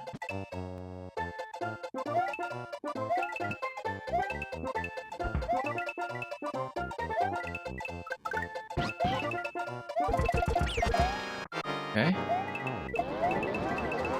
And we hold right. Yeah, I wasn't quite sure about Bowser's hitbox there, but... Because it always seems like I'm about to land on him, but then he's out of the way just in time. Showing you, of course, that the push on that spiny block will get you over. Nope, we have to go left over there, it seems. Left over there and back to the right. Yep. Quality humor. You've always enjoyed blocks on tracks. Yeah. Very flexible things they are. Hope you've been doing well. Yeah, you just kind of punch the munchers as they come. And again, I have to watch the drop off at the bottom when it comes to timing. Always interesting to see how people do their checkpoint rooms too, and Maker 1 without the benefit of scroll stop. You know, and have these much more unbounded designs, artistically speaking. I love how the munchers give you a pretty clear target in that segment.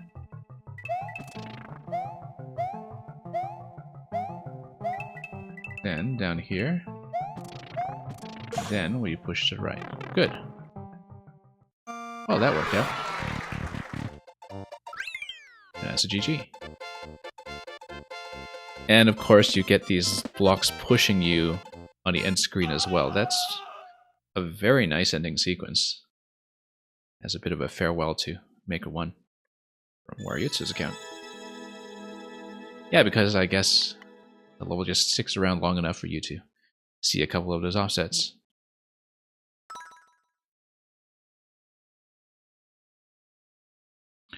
Okay, not quite 100% or all clear in Wariuzzo's profile. We had 2 levels that were left uncleared. One was the P-jump one, because I got all the way to what seemed like the final segment, and it seemed very much out of reach.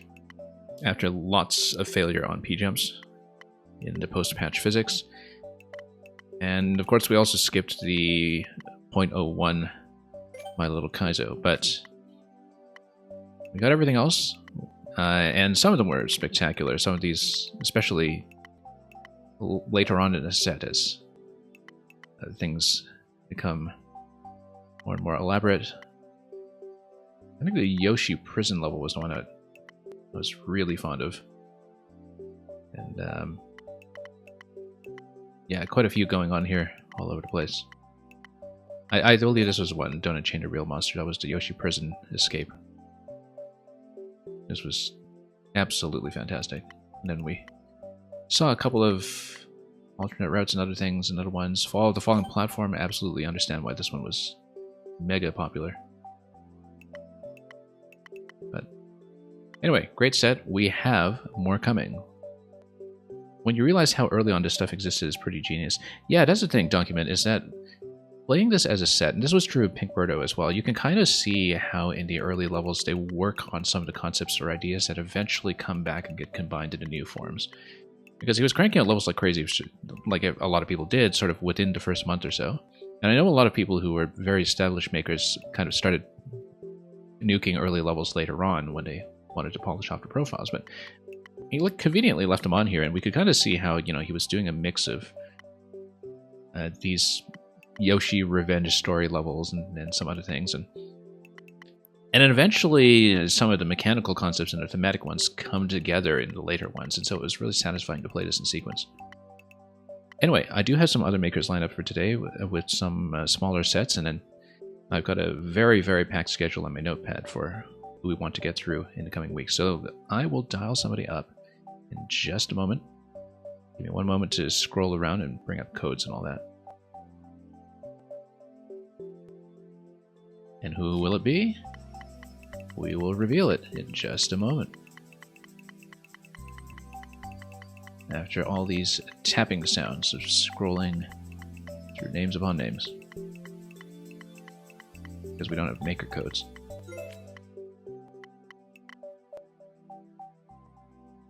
And I'm also going to change my stream title to reflect the next maker.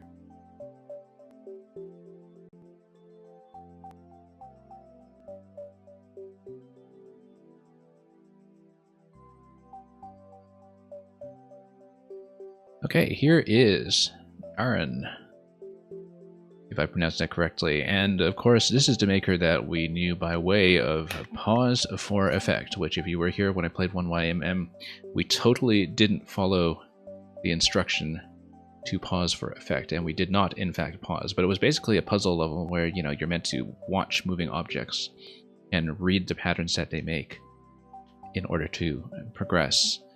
Where technically it's designed around, you know, pausing the screen, and then when the pause menu comes up on the right side, you can actually read everything perfectly accurately on the left, and this was just a fantastic concept.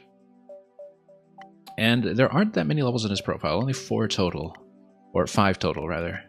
And so we'll do the other 4 today, and we'll see what other madness Aren managed to come up with. So the set starts at 2016 here after the last major content patch for Maker 1, so if there were ever any early uploads on this profile, they were long deleted, but the remaining ones, as you can see, were all very popularly played. Springflower Temple not so much, but then I guess that's, you know, much later in the lifetime of the game in 2017. Yeah, they're all big-brained. Well, we're going to see it. We're going to see as much as we can. Don't mess with Robot Volcano. And once again, look at all this Maker 1 semi-solid stacking. And let's take a look.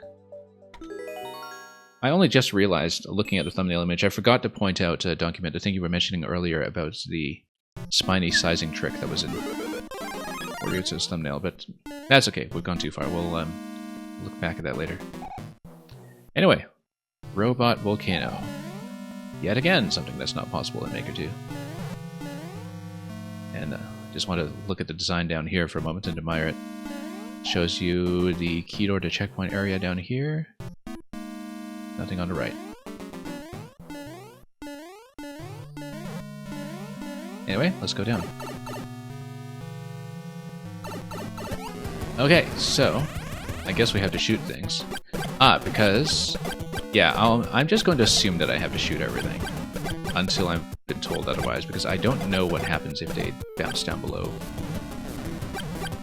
I mean, they just smush me like that if we are too slow. Whoops, no, that was a mistake. Just jumped out mistakenly. Well, I mean, you know, we're obviously going to die, but let's see why we require the fire car at the end gate, and we'll see if we can actually make it down, because I probably could jump around down. Well, okay, now we can't. Now we're in trouble. I just want to survive long enough to see where this goes, because we obviously have to try to shoot as much as we can and clear space, but then why? It's the nicest robot volcano you've ever seen. Ah, that's why, because Bowser comes here with his rotating saw blade, and he grinds you to death.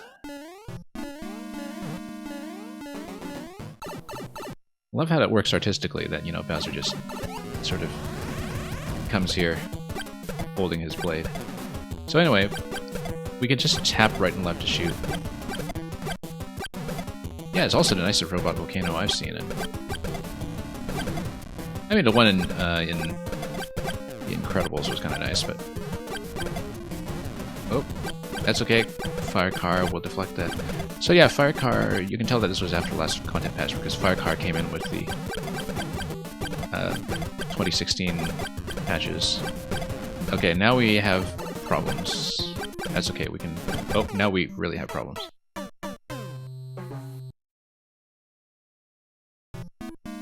Alright, let's do it.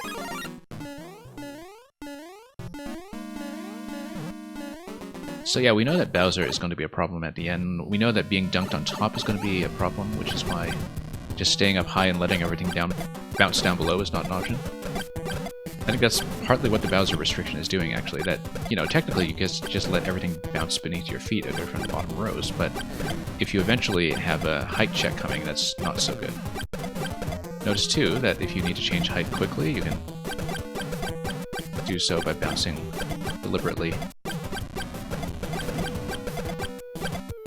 Anyway, doing slightly better here. Uh-oh. Then, just try to watch what we can. And yeah, this is going to be a problem. Whoop. That was a good save. Bit of an unexpected one, but you know, we can just bounce to Goombas. We don't need to worry about those too much, perhaps. Yeah, so you need to clear enough space that you can survive Bowser coming at you everywhere. Now, this is kind of arcade Donkey Kong logic here, where you also can... Yeah, we can use the fire card to get some kills here and there, but we have to be pretty careful. And everything falls apart over on this side, and then checkpoint. This is when we don't get smushed by the burners that are coming down. I was very nearly smushed by the burners coming down. Aren's really good at coming up with new forms of gameplay. Yeah, I know. I noticed that immediately with Pause for Effect, once we saw what the concept was. And yeah, so you have a descent over here where you do have to survive to jumping, and refreshing special for patient people. And yeah, this is clearly a one-way pipe. Oh, it's not. Oh wait, no. I was actually kind of surprised that this isn't a stacked pipe. I guess we then redo this. Interesting, though, that hard blocks are kind of reloaded this way. Yeah, because I guess you jump on the piston here to maintain height, but then... I guess maybe we have to make it all the way down and ride down fast enough, or... Yeah, because I think I might have locked myself here, because we reloaded this. Let's take a look, because the skewers are supposed to crash down and you're supposed to ride it down, I think, as far as possible. Because basically, while you have weight on top, you manage to press this down like a piston, then it still throws me off that there's no crouch animation as Small Mario here in Maker 1. That's something that always throws me off. And then we go back up without dying, hopefully. Yeah, so I actually did kind of lock myself by eradicating all the hard blocks early, I think. Unless we just let this go. Oh, well, let's have some ground to stand on. So yeah, that was one thing that was, I think, just maybe slightly overlooked by not having a pipe stack. Create a one-way pipe there, but as far as I can tell. So... now... we wait for the P before we have to fire at the next segment, and then... it's hard blocks, so we'll line this up perfectly under time pressure. And the mantras just keep on coming, so we're going to run into issues eventually.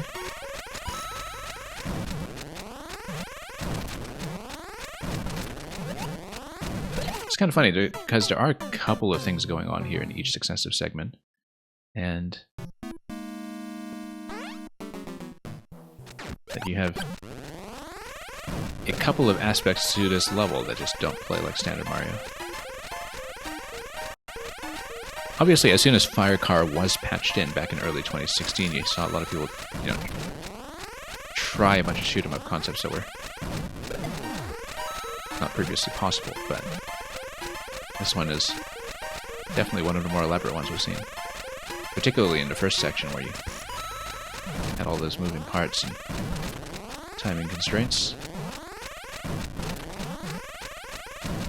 Very much a arcade style experience. Yeah, you have to fire pretty accurately here though, you can't waste too much time. As the munchers are coming up the whole time, you don't really have too much flexibility for misses.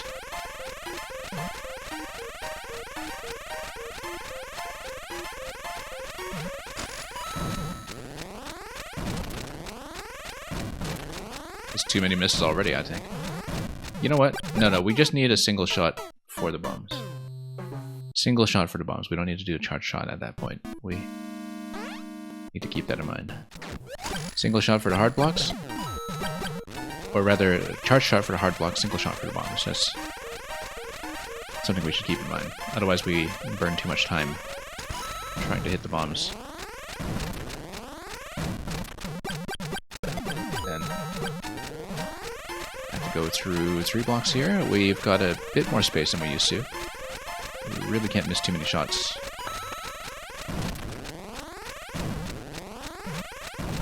Yeah, the charge takes so long to happen that if we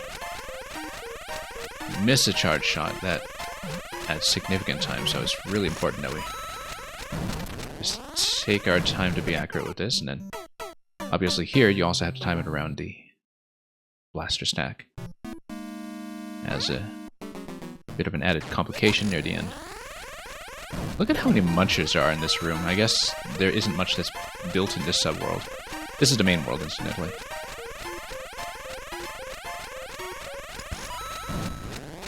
Yeah, because I guess the whole first segment with the scrolling, that's very budget heavy, was built in the subworld after you go through the top pipe at the beginning, and so here you got just so many munchers left over that can cycle into the central tower. You know what they're reminiscent of is actually the fuzzies that chase you in 3D World. Kind of feels like that if fuzzies were in the game and if they had collisions similar to munchers, that this would be where the fuzzies are.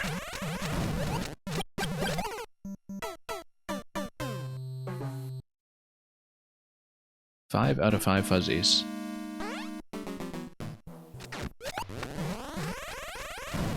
Okay, let's do quick shots here. Yeah, and we really can't miss. It's better to overshoot slightly with fire car and then descend towards the slot, I think. But we kind of have to land every shot. Whoop, like I said. This is going to be too tight. We're not nearly in as good a position as we were previously.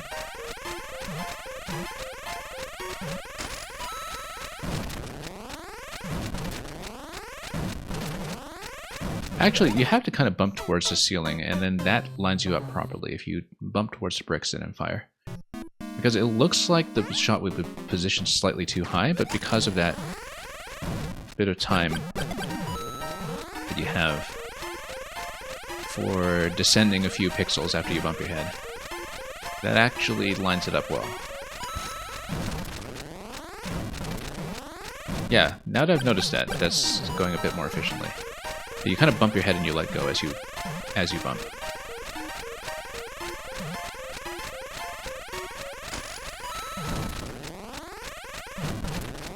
And it works consistently, almost.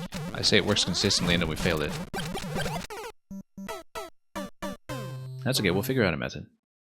Obviously there's a bit of variance to the bump as well, depending on how you do it, so it's just a matter of positioning a bit more accurately and, again, not wasting too much charge time.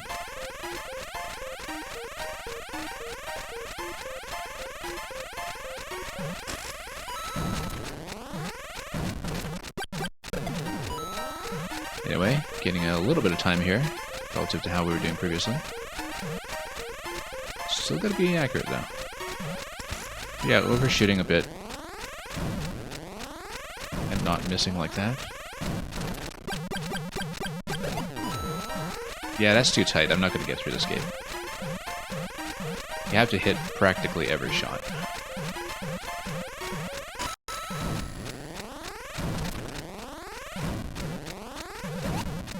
Nope, we're gonna die. That's okay, we just kind of refine our method as we go. Yeah, really interesting to basically see 3 separate arcade games in this.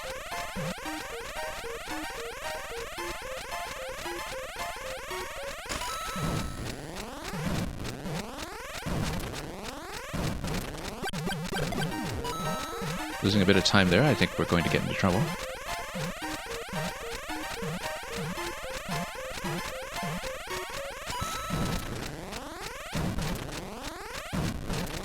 Okay, gained a bit there. That's good. That went about as well as it's ever going to go.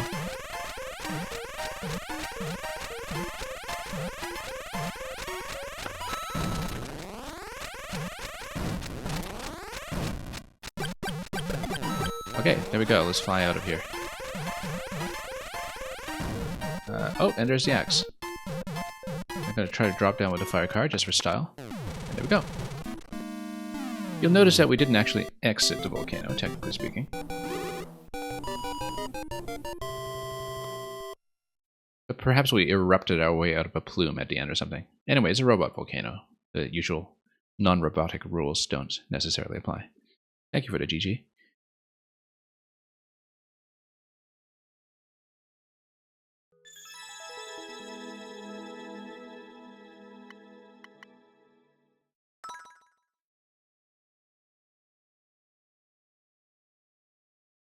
We've got a few more to do here. We'll do at least the whole set, I think. We should be able to.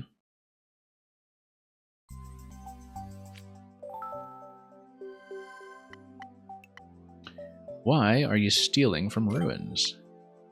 This is also April 2016.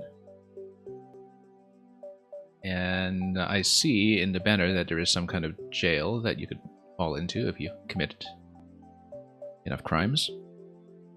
So let's commit some crimes. That's the natural thing to do. Okay, so don't know what this whole symbol is, but we'll worry about that later. I guess we just find an appropriate place to go.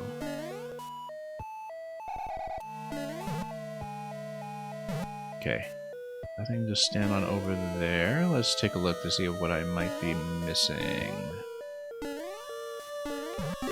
That's what I thought because of the clue from over here, that this was going to give me something.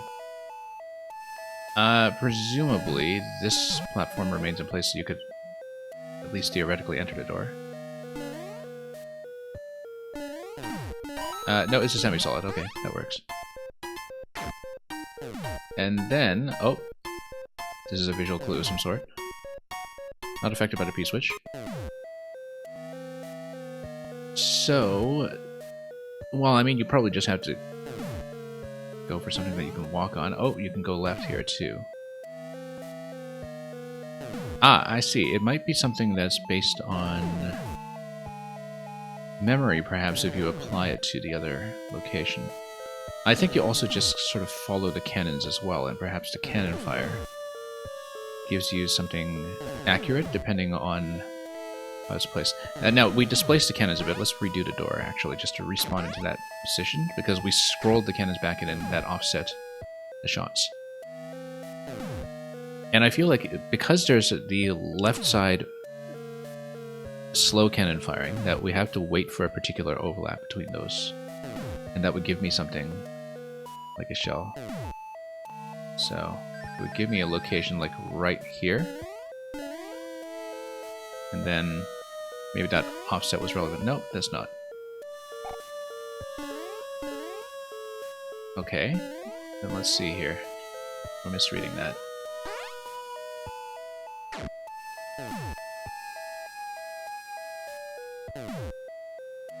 Or maybe that's signifying something to me, that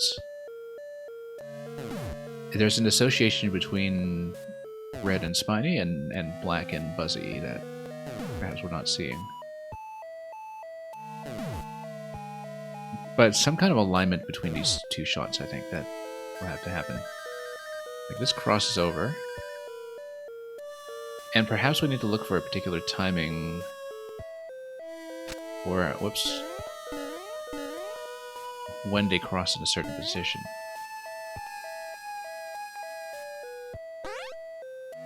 Let's take a look at it again. Let's name it as level. Why are you stealing from ruins? Well, we don't know yet. Is there something that's jumpable here using them? No, not really. No, because of the one-way panels. Okay, let's try this again. I'm trying to do some pattern matching here too with these track layouts and anything we might see on the other side, because I think these semi-solids or terrain under these are actually going to be relevant here, that perhaps we need to see a particular vine layout that these will be placed on top of in terms of vine height.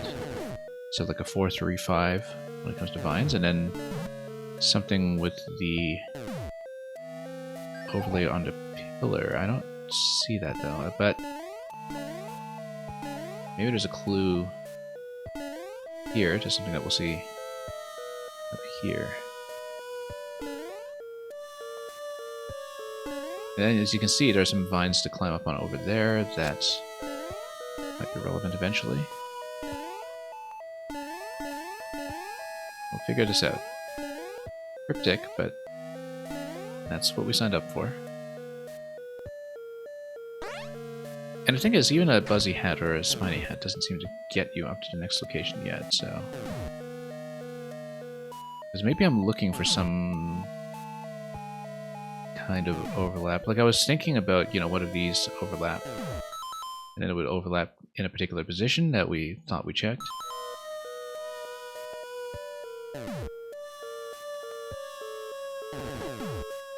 But then if you have a bit of spread in that shot here... Yeah, because I'm trying to relate these tracks to the other symbols that we saw earlier, and I'm not seeing it yet. Perhaps there's something we have to compose about this.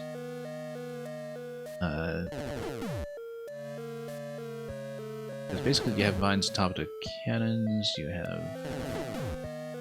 Let's see. And even if you did get a buzzy or a spiny hat, how does that help you? Where does that allow you to progress in this room?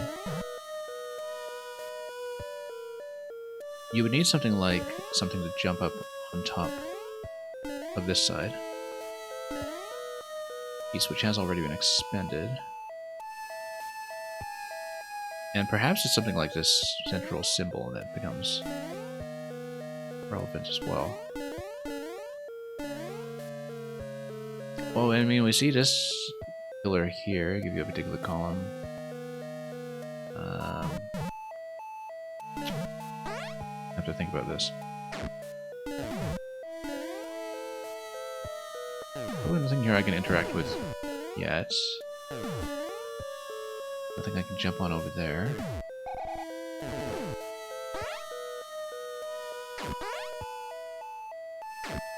Let's take a look at this again.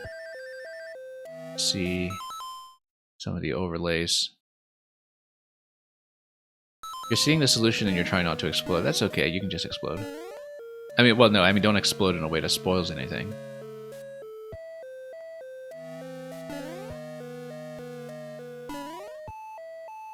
Probably obvious. Or not. Let's not underrate Meng's cleverness here.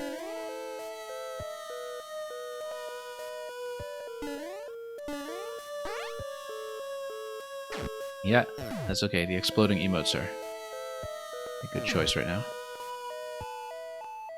Let's see. Because I'm seeing how those might overlap. You definitely need to follow this over to the other room, and then perhaps it just gives you some kind of position to look for. Like, I mean, this is... I thought we checked that. That was the first thing we checked. Oh, I think I was off by one block. Yeah, no, the reason I hadn't checked that was because I thought that was the first thing we checked. That we looked for the overlap and then we hit it. And then I came here, I think I hit this column, missed, and I thought, okay, I guess it's not that. So I'm glad I was right the first time, and of course it's going to be here when it gets you up to these blocks. So that's okay, man, you totally could have exploded, because I technically just had a contained explosion the first time and missed it. No, I absolutely saw the solution. We just gave up on it. And then, oh, what's this? Hang on, let's go through here again with the 55 seconds that remain. Feels like it's supposed to complete an image or something here.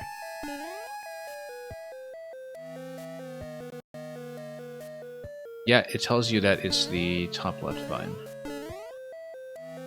that will contain the key. Yeah, that's it. And we have to climb this again. Yeah, because you just follow the arc of all of the overlaps up top, and then the block at the bottom left gave you the key position. Oh, there's more. We're going to hit timer issues in a moment. Yeah, so it is a picture reading level, and then that seems like it's going to give you a clue to the first room. We're going to hit timeout, though, before we see it.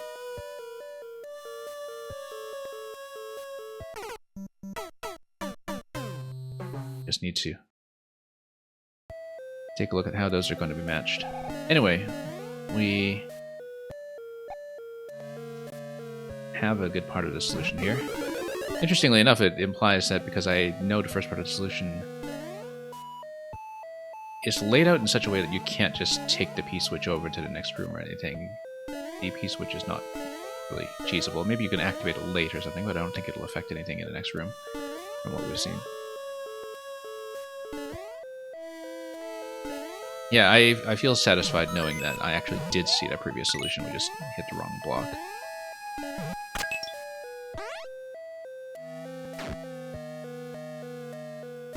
But anyway, this part is going to tell me something about vines.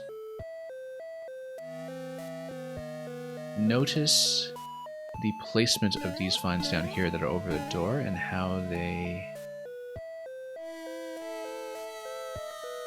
kind of match a particular segment. I don't know. Let's take a look here. We might still need a previous room, and we might still need to go to one of the clue rooms, perhaps. And actually, if you drop down below from the second clue room, if you can, maybe that's something important. Now, let's see. So it's telling you that, you know, probably in the center of this whole line formation there might be something.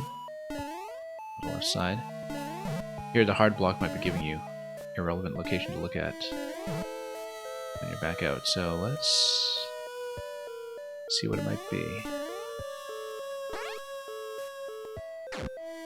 Yeah, because it matches this here, which means you can grab a spring. Once you do grab a spring, then you have to take it somewhere useful. Well, like right here. Then what's the clue on the right side? Was that just giving me a picture of a spring? It totally is just a picture of a spring on the right side. It's not a visual clue, it's just telling me what I get for my effort.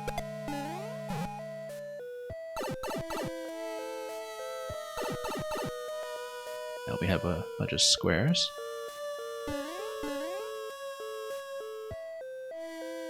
And then this is telling me that we look for a location like this one.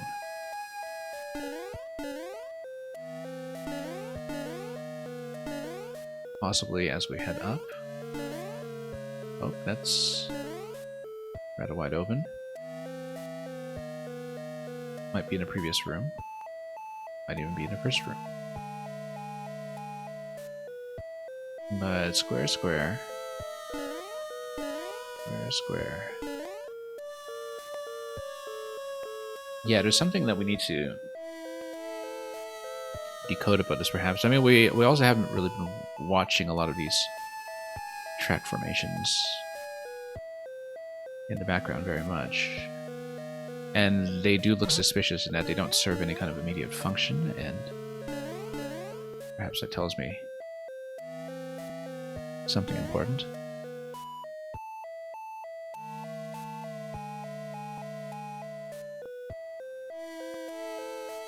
Well, let's go back and see. Are there track formations? Okay, no, you are trapped on this side, so... Oh! That seemed to be... Ah, I see. Yeah, no, because this here, these blocks give you the formation that you needed. This was basically accidental, but I can see reverse engineering this why the other clue worked. You just kind of need to apply those track shapes to objects of this size. And that gives you the geometric layout that you would be looking for. Yeah, see that I basically kind of got that one by accident. I feel like that was not quite what we were going for. Trying to pause for effect here, because that's one thing we didn't do in the original pause for effect level. Yeah, as you can see, this is almost lined up. And then we'll just try to pause over here, and then see perhaps what kind of outlying shape there is. Yeah, just watch the intersection right here, as everything overlaps.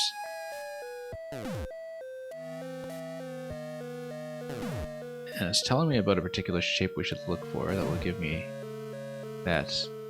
We should look at whether it's actually enclosing any of these tracks as boxes. Actually, no, I see. It's... We saw all the tracks that were in the bottom here in a previous segment.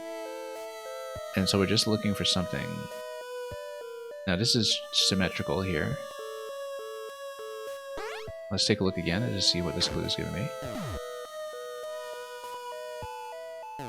Because I see the overlap here, but I don't see anything special about it.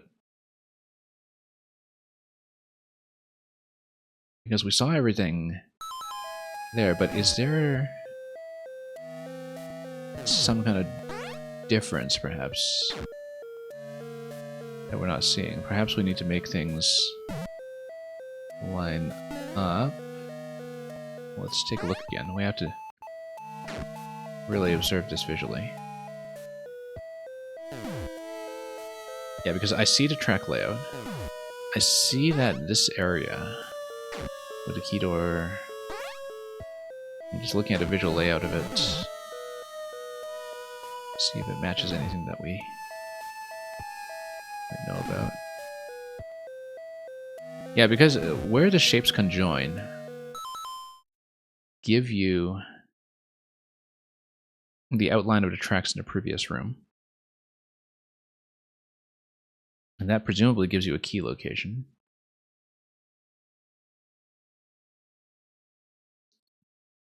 But the way I see it, it just outlines the tracks, right? Like, it's not giving me anything additional on top of that, so...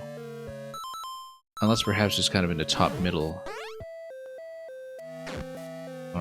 Which isn't reachable because it's right here.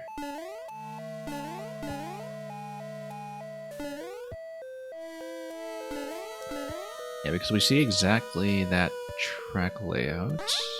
Oh, I see. Maybe we need to finish the symmetry or something, in which case... No, that's not right.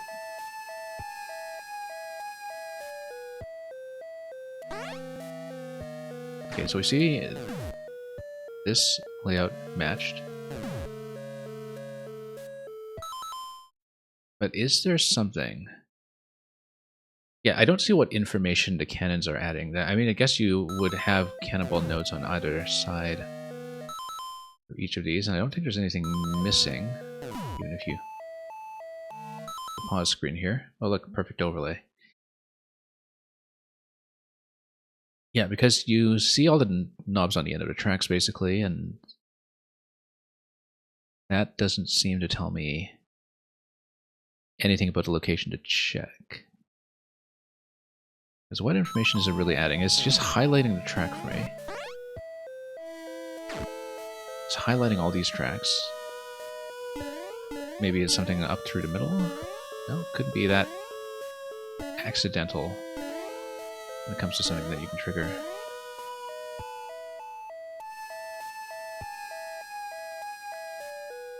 Possibly you sort of need to follow these lines to their logical conclusion? I don't know. Oh, I see. If you look at the cannon setup there, on the right side, it tells you... Yeah, there's the hard block that's on the bottom right, as you can see in this room. The hard block on the bottom right tells you which block to look for. It's on the track that is second from the right over here. Which would have been kind of a wild guess location anyway, but I did want to solve it properly, so we got it. Yeah, we just didn't notice the hard block that was at the source location. Then this vaguely looks like a face. Line that goes all the way up top.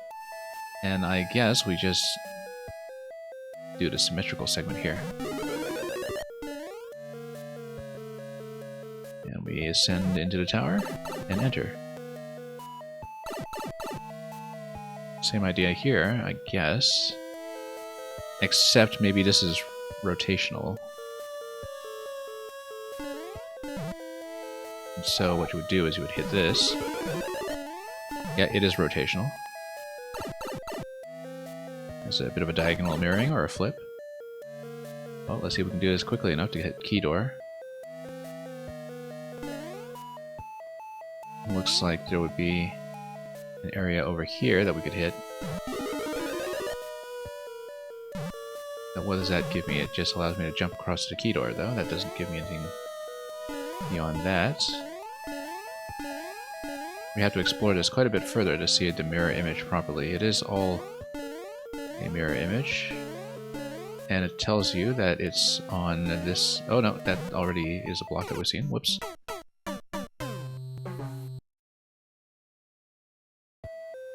Yeah, so we just needed to explore that room a little bit further. Let's reconstruct this somewhat by memory.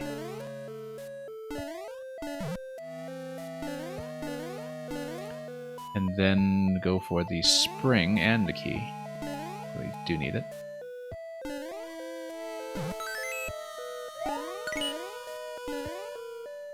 Let's head back up. And then we'll hit the spring in the top middle over here. Oops. That one is at least a little harder to do accidentally. A little better disguised.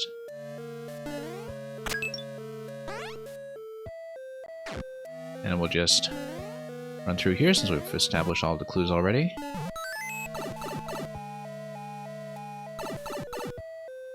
And then through here as well for the second key. We'll just try to go back to the reflecting room as soon as we can.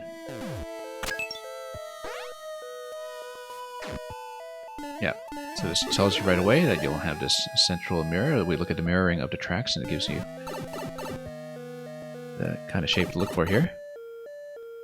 Yeah, this is a rotational room around the center, so we'll go back here and do the natural thing. Notice the background semi-solids completing that effect.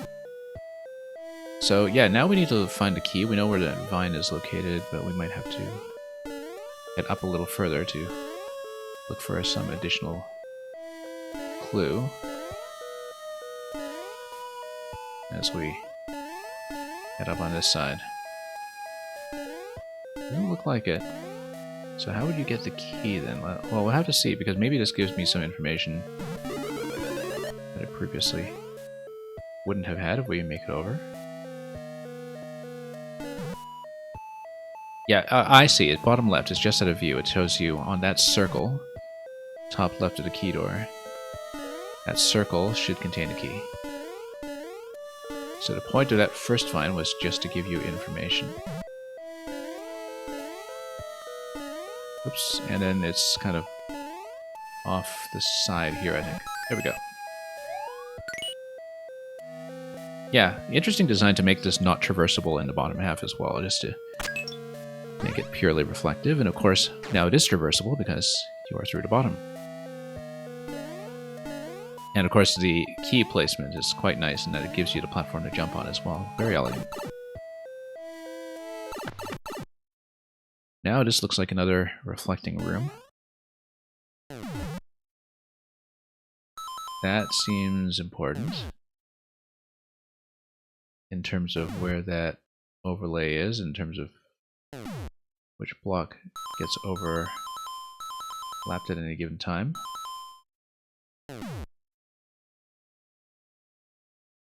Well, I think we need to go down to see what's going on, because maybe that's just mostly aesthetic for the time being until we get down to see what's up. Oh, there's just a checkpoint here, okay. And then the mushroom allows you to bust through the block that goes up to the POW. I see.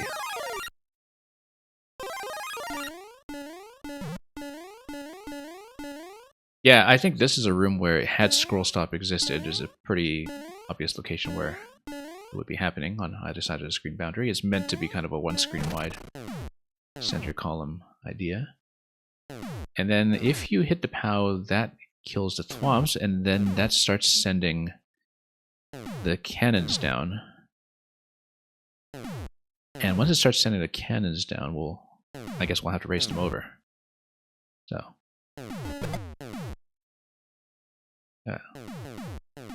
Actually, yeah, they sail up, and then we just need to watch out as everything fires. And then how do you get the key? Oh, oops. Or did we not get the key? I didn't get the key, okay. Kind of a reverse Fanto from SMM1 here. As everything fires upon you. I'm surprised at how successfully we've managed to navigate this so far, but, you know, everything is placed pretty delicately to allow that to happen. This is a giant hourglass. Ah, okay. I should have noticed that after playing Pink Birdo's hourglass level as well. Yeah, I see it now. I see it now. With the donut blocks also acting as the sands through the middle, as you've rightly observed. Anyway, let's get the mushroom first so we can take a hit. Should have just done that at checkpoint.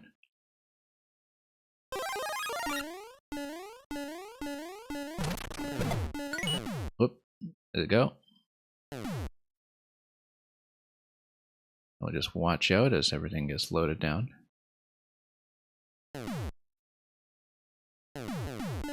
Oh. Totally thrown off by some of the potaboos on the side here. Oh, that's a little dangerous. Due to that overlap with all of these guys coming. But we'll make it eventually as everything gets into position to fire at me. And here we are. The pipe is a continuation, but we'll see what any of this is.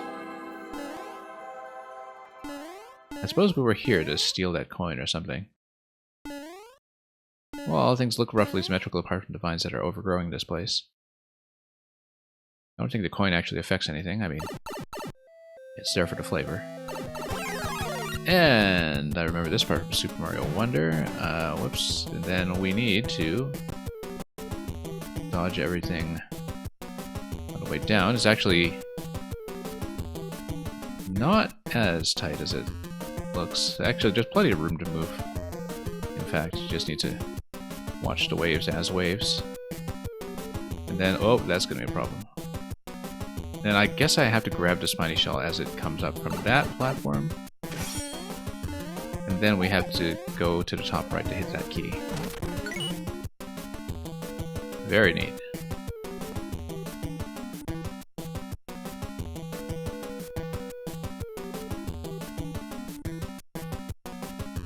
And yeah, there's another spiny hat down below if you need it, because it just comes out of the pipe.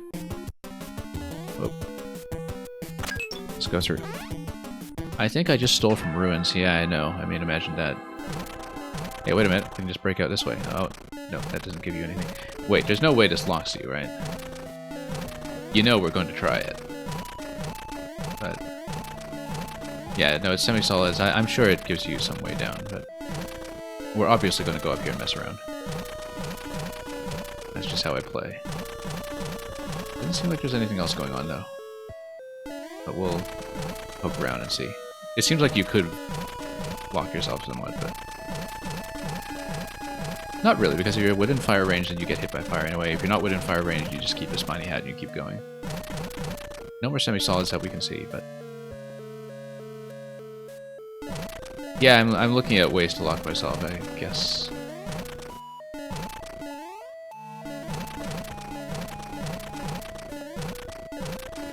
Yeah, because I guess if you're in a column, like a single tile column here, where let's say you jumped up from below and then you stop reaching anything, that's a lock. That's a lock.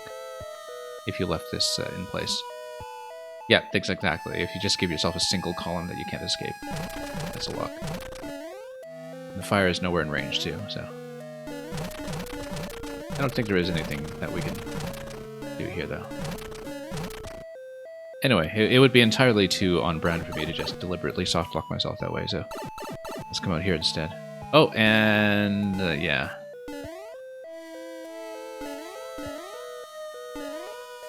Well, for us misfits in prison here, this reminds me of a particular scenario from Star Trek now that I think about it.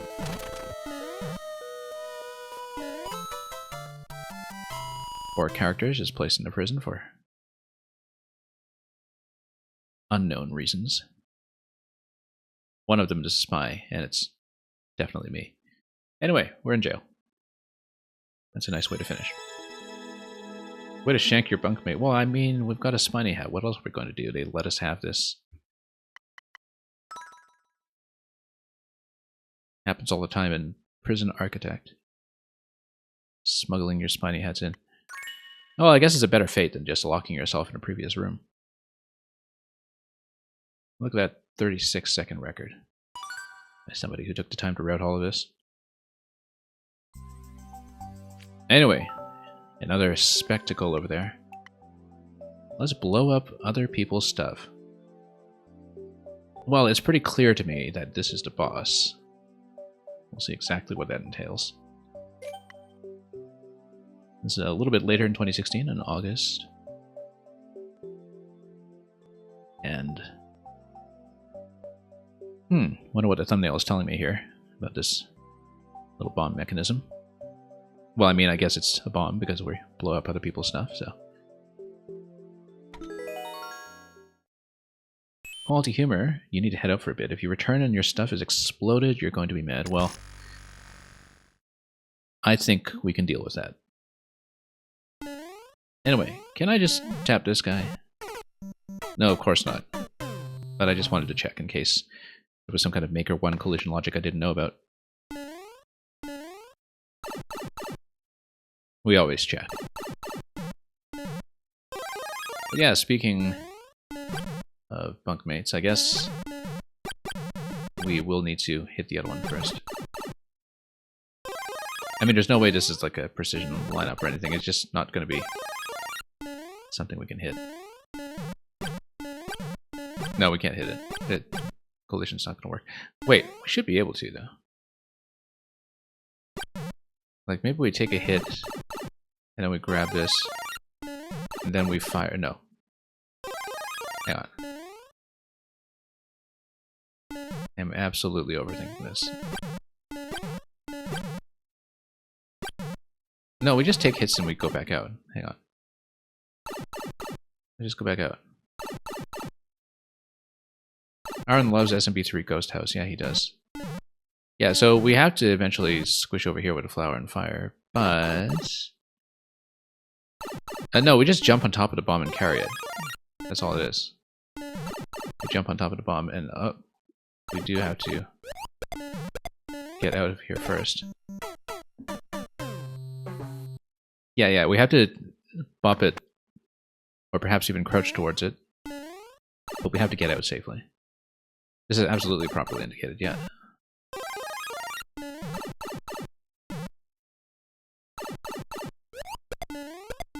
How do we get out through that one tile, though? Hang on.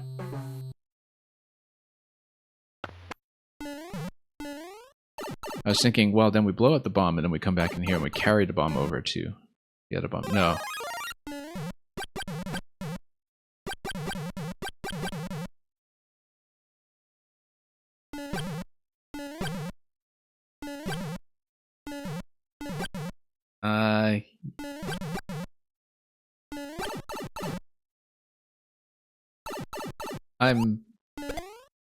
Oh, whoops. Yeah, no, and you just blow it up from that side. Yep, yeah.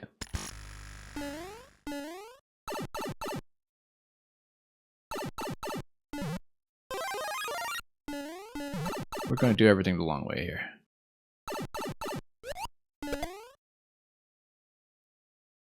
break it open, and then there we go. And then we do have to take damage here and come back out with the bomb available to me. And we can use the bomb to blow up the area around the big bomb. Maybe not, actually.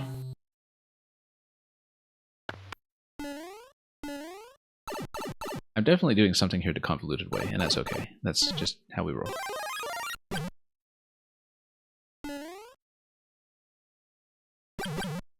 It almost worked, yes.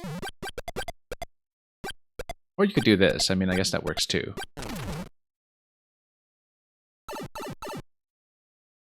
This is why we do playtesting, by which I mean accidental playtesting. Okay, so now it's telling you where to bounce. Okay. Very satisfying, actually, to just have the tracks do that for you. And I guess we do need to brace this now, and there we go.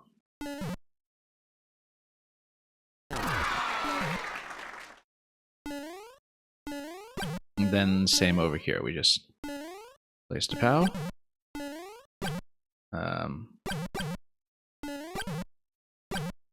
Hang on, no we don't. We have to place a couple of POWs. Yeah, we placed this under. Because bounce, bounce, bounce. What happens when we bounce from up here? Let's follow it. Just want to see. Oh yeah, no, that was the previous placement over here, and then we bounce one across, and then we'll see how long it goes until it expires. Quite a ways, so let's take a look at all this. Yeah, so we place one here. We'll place the other one over here. Then we do the natural thing and blow up other people's stuff. Wait, we despawned it. That's not right. Well, you know, why don't we just place two POWs here? Because it's clearly supposed to overlap with the bottom of the track, and then... yeah. The fire doesn't go that far anyway.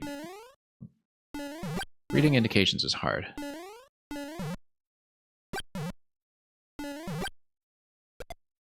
We don't do very much of it.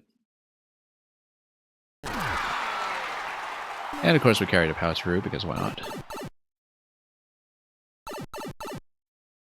Doesn't seem to get me much. Let's take a look. We'll eventually run over this way. Why would we do that? Lots of deflections down below that we eventually have to play with.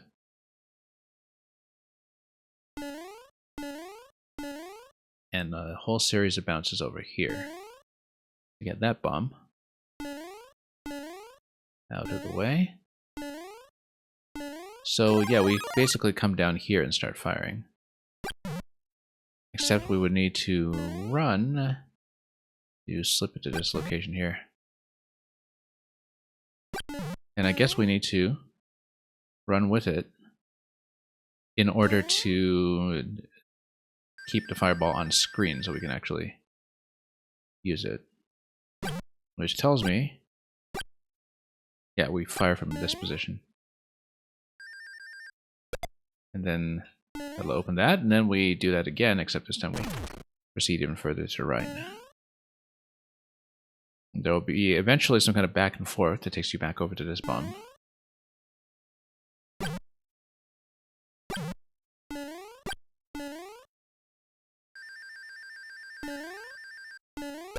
Okay. Oh, I think we need a little more than that. No, we don't. We just need a key. Incredibly satisfying level. Yeah, I know. It's like skipping stones at the beach, except instead of stones, it's fire. For some reason. Okay, oh right, and we need a bit of back and forth now. probably from this location. Or not. Not quite. Well, I mean, you have all these indications over here that tell you that perhaps you can just platform over there and then grab more fire flowers down below. Seems like it's doable. We just fall in. Oh wait, no, we have a key though. Do we have somewhere to plug in the key? The key is all the way down there, yes. Then you would eventually have to fire to the left to get this whole series of bottom bounces. So you would need a firing position that's a bit more convenient than what I've been looking at here. And I have to start all the way from here, but then how do you get over to the left fast enough? I guess we just jump on a donut blocks to chase, and then, but then how do you get up here? Because you definitely need to take this to follow the bounces through the bottom row.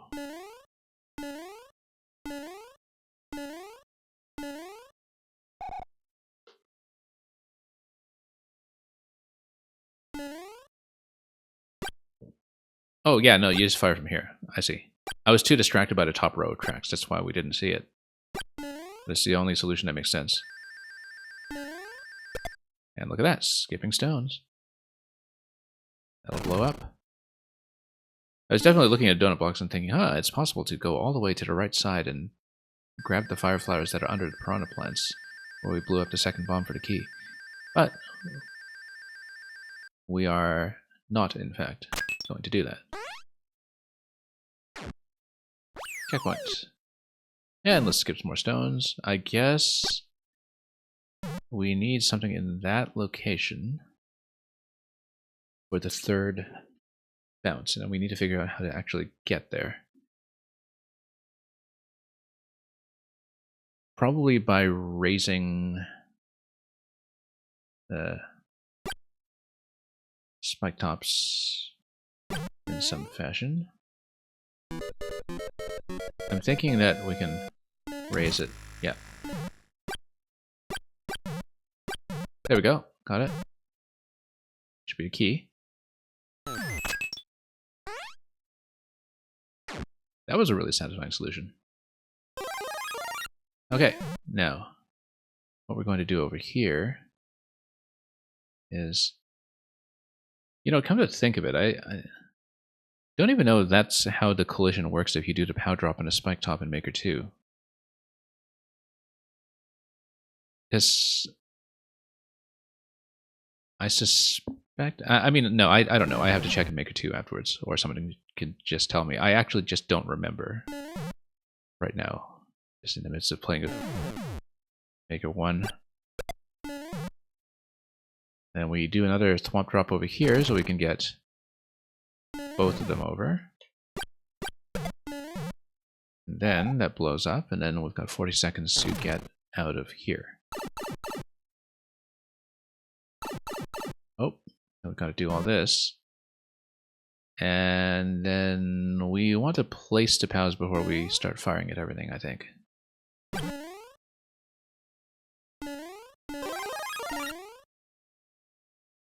And I think I would possibly need to take some... Oh, no. No damage. We just... Yeah, there's no intentional damage here that I know about. Then we drop this, and then we time the conveyor with 10 seconds remaining. Yeah, it needs to hit like that. We've got 5 seconds. We're not going to make it. But that's how to do it.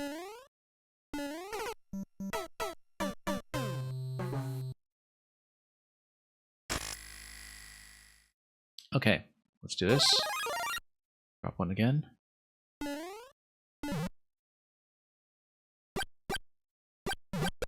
Yeah, because a part of me is saying, you know, if this is the Maker 2 interaction, then why have I not seen that?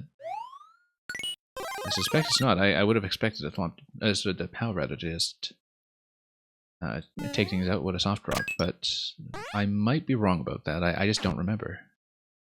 Because when you switch between the two games so much, you know, you start losing your head a little bit when it comes to what is an engine change and what's just bad memory. And because I've definitely made some mistakes previously when it comes to assuming that certain things were Maker 1 exclusive. So let's go down, and we know how the next one is going to work. We just need to execute it properly. Very satisfying to see the POWs ejected up here too, of course.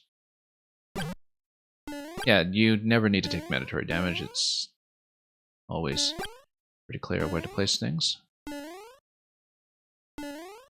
Oh, whoops, no.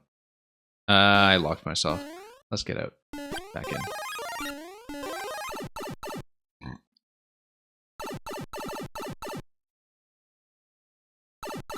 Well,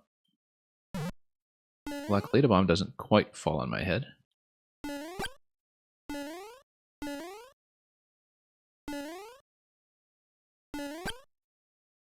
And then we'll get over here, we'll drop it in this slot.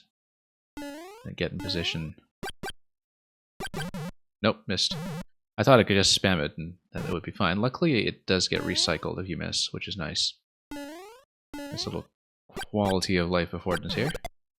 There we go, and that's going to blow everything up over there, or rather, drop the flower. Now, is there any reason why I wouldn't want to just nuke everything with the munchers? I mean, I guess you could go down for the flower for some reason, but there's no good reason, so let's just take a pow through here. And then here we just time things, I think. Oh, just a checkpoint. Let's grab that before things get out of hand. Ah, and there are 2 POWs in this segment as well, so I guess we do have to load things into the appropriate locations. Like down here, for instance, where... I mean, that would just spill. So we need a particular POW layout.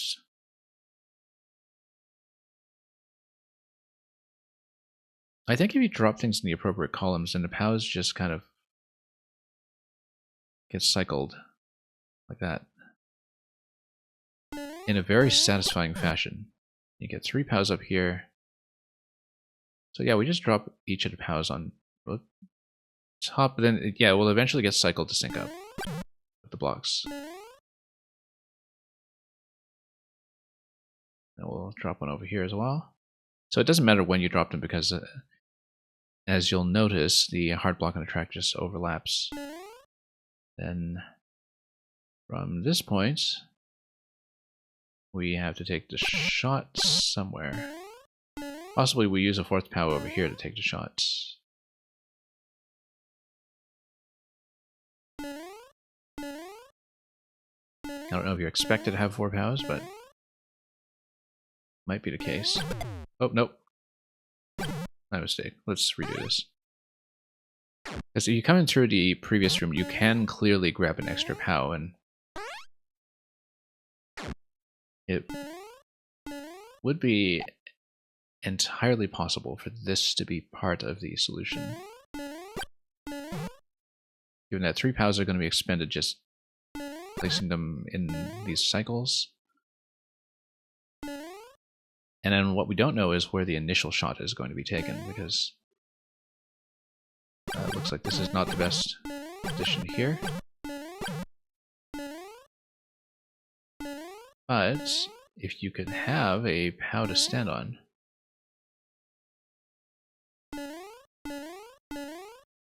like over here,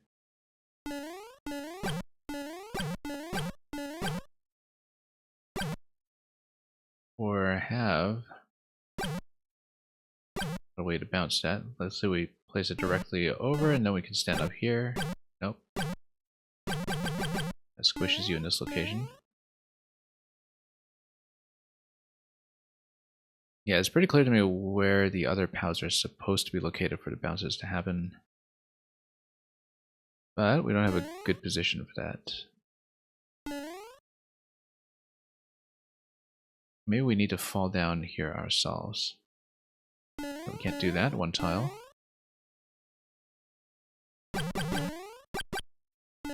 Yeah, the initial shot is the thing that we're not seeing. Or you could do this, I mean that would be a sensible thing. We're actually just slightly late on that. Let's just find the right timing. as to how it's kind of going up above that track in the corner. A little early. There we go. Very satisfying. Yeah, very well put together to have everything line up every cycle, just like that. Okay, we've got 150 seconds to do this one. I think it's going to be a whole lot of bouncing springs on top of other springs, if I had to guess, and then might have to synchronize this a bit.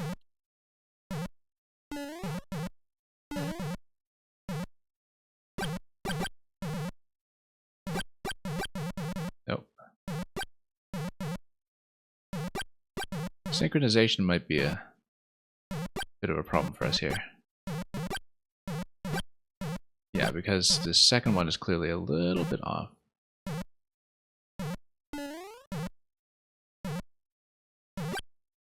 There we go. Oh, almost.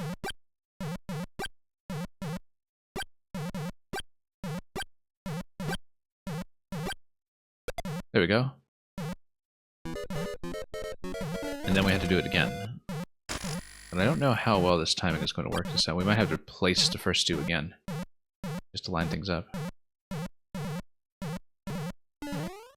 We need to stagger them slightly too.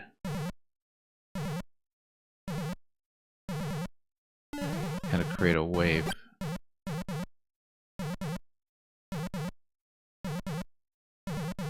I think we have to stagger it. There we go. Then we probably have to stagger this one again, unless it's convenient. I don't expect it to be convenient, but oh, there we go. That was surprising that we got it. Paparazzi, it's been a while. Hope you've been doing well. I'll give you a shout out in just a moment. We had to skip stones a little bit here first, and we've got 50 seconds remaining, so let me just clear this first, and we'll give you a proper hello. Oh, we're almost certainly going to have to finish at checkpoint. This is the boss. I guess we have to fire the shot. And then we have Nuke the Cheap Chief. Let me give you a big shout out.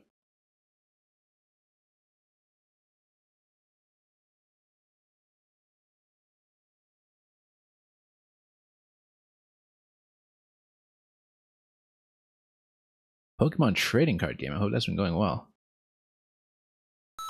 Okay, so we've got 40 seconds to take this one out. Now, this one should be a bit of a freebie, as long as we just keep pace with the fireball. Whoa.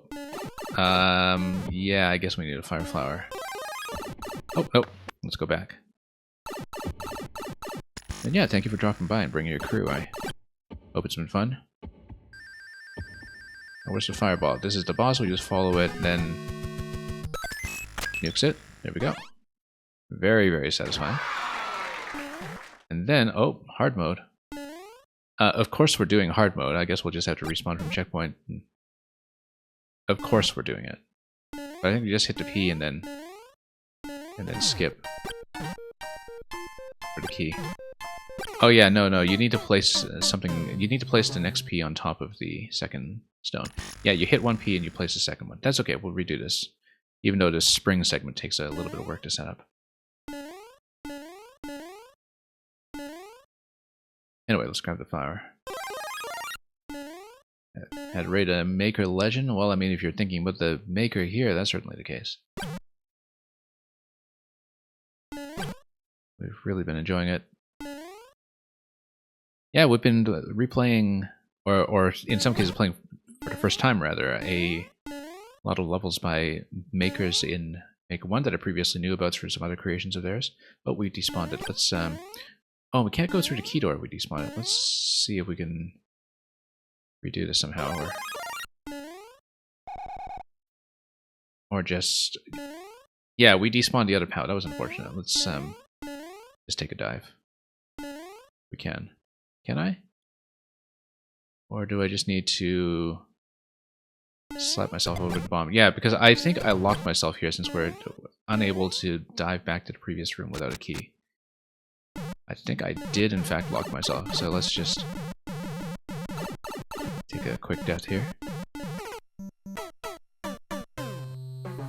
So yeah, it's too bad we're just a few seconds off of doing the bonus room, but we are, of course, going to do the bonus room, so there's absolutely no question about that. So yeah, because of the ground tile here locking you off from going off cameras or anything, if you respawn at checkpoint, there is a bit of an SD lock issue here. But, you know, it's easy to correct for it. And just start this over. Okay, so we stand here at the door. And we'll skip stones for a bit. As the power is coming up off the top corner, that it's going to be a particular timing that we need to go for. Or we just spam it until it works, which I don't think is a good strategy, but, you know, there we go. Then let's go through here.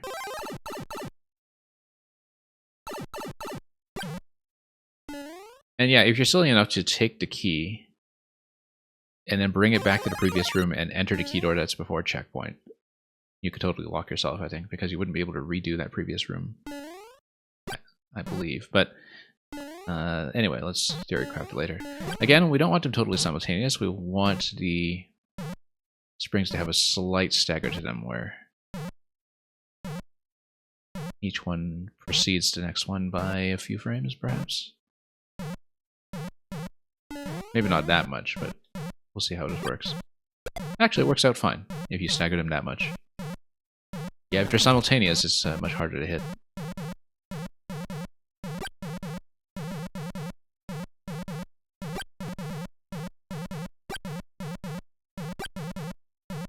There we go, and then because of the bomb timing there, everything lines up after that just fine, I think.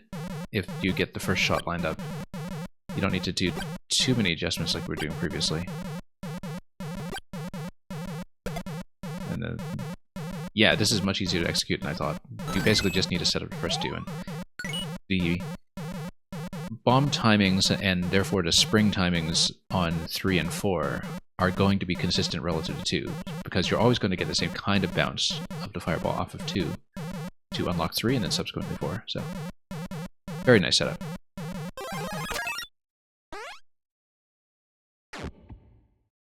And yeah, look at the little cheap here. There's a bit of foreshadowing for the boss room. And I love how the fireball goes way off screen, but so long as you're within the same horizontal position to keep it on, well, keep it spawned. Even though it's off camera, it's on a column that's still live, and then so it comes down here and you get a perfect shot. Very nice. Okay, so I know how this is going to go. It's going to be hitting the P-switch, but also using a P-switch. Because you need to place it in this location in order to bounce it. Or you bounce it first and then step on it. That's also a possibility. If you know you'll get the bounce. No.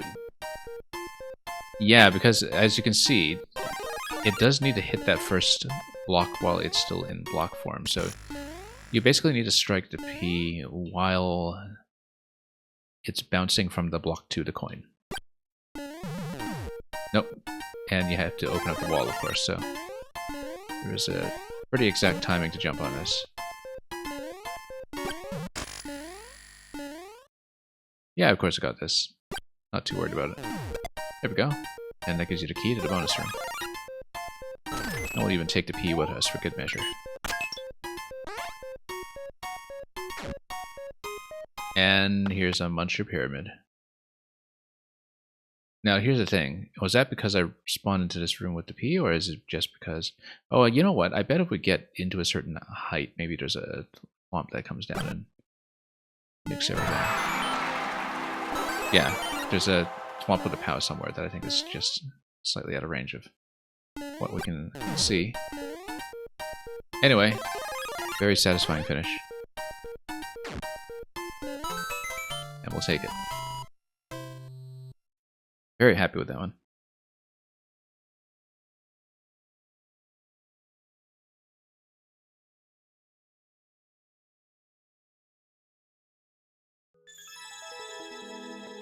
Thank you for the GGs.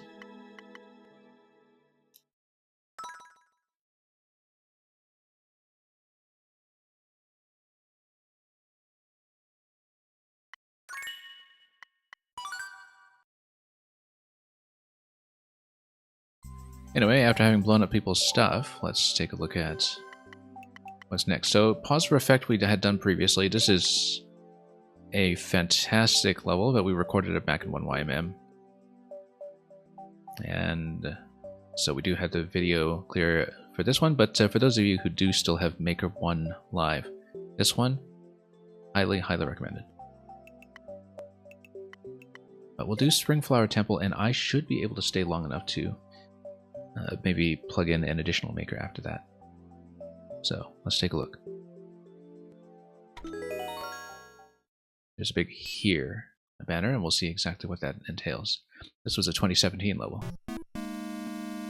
And yeah, I see all of this, and I think it's going to be a lot of fire deflection once again, so we see that idea repeated from the previous level, but I think we will need to do something to, of course, create surfaces for this to work. As it turns out, fireballs can't bounce off lava, at least not that we've seen. We'll blow that up and we'll see how this goes in sequence. I was about to say, oh, that opens up this scroll stop, and then no, it doesn't. This is Maker 1. But it does open up a passageway. Oh, and you have to go up there and take the shot. Which is alright. We can do that, I hope. Then, yeah. That'll open this up, and then the pipe is going to give me spring. Spring is something that we'll need to throw in this location. The throw is going to be a bit hard to estimate, but if it misses, then we just grab another one. But it's just going to sink, right? If it's just going to sink, then we have to fire it immediately. If we will throw from all the way to the left. It should be some kind of really consistent location that we can use. I think it has to be from the left because that's the initial firing location.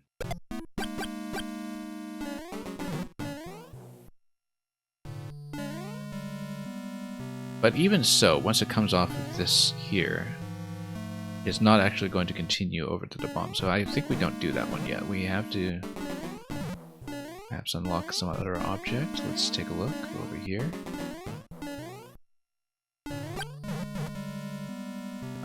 Ground tiles, of course, or hard blocks. Or, well, ground tiles. No, those are hard blocks. What am I talking about? Yeah, okay. Yeah, this is castle.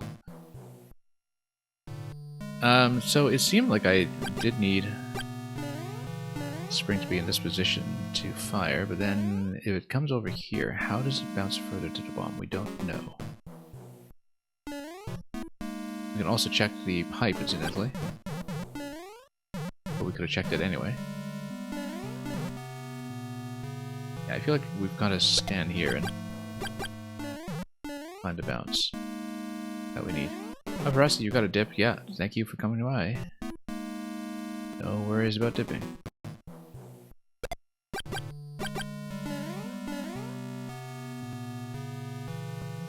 Yeah, that doesn't seem to make sense, because you would need two objects.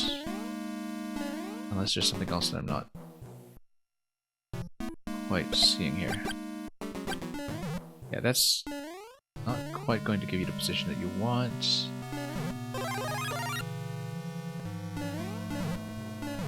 Let's just run around a little bit, see if there's something additional that I could have unlocked with this. I don't think so. I think we found where to go.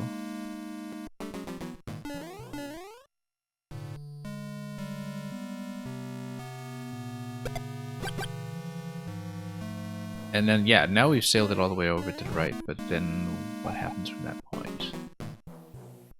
We need two objects, and we don't have two objects.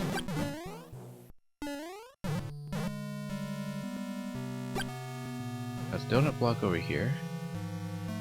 It's going to be way out of position.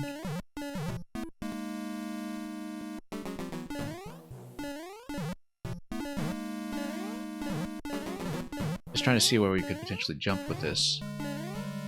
Is there's it might be a donut block that you need to lower into that column. Like, if it's going here, you need to drop a donut block that's over there. That seems tricky. You're telling me I'd have to drop this donut block and run all the way over and fire like that? No, that can't be right.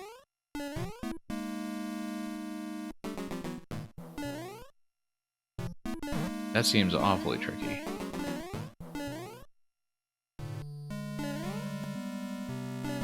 It would have to be this one over to pipe.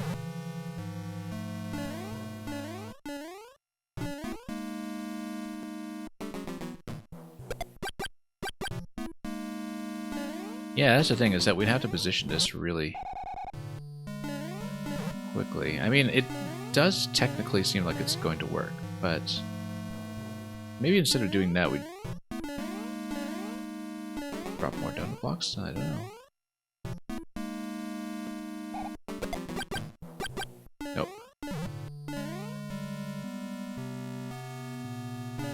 This seems too execution intensive to actually be the solution. I have my suspicions about this. That does work, like if you come over here and shoot. You return from the bomb factory, it went fine, actually. Sorry we blew up all your stuff. Yeah, you kind of need to hold right into the... You have to throw right, you can't just throw from stationary, you have to... From here, throw right and then fire, like that. And then it should drop on top of the donut block with good timing if you are really pretty crisp about it. It's a little execution sensitive, but this is how it's going to go sometimes. Yeah, that donut block should have been live for long enough that we would have been able to hit that, I think.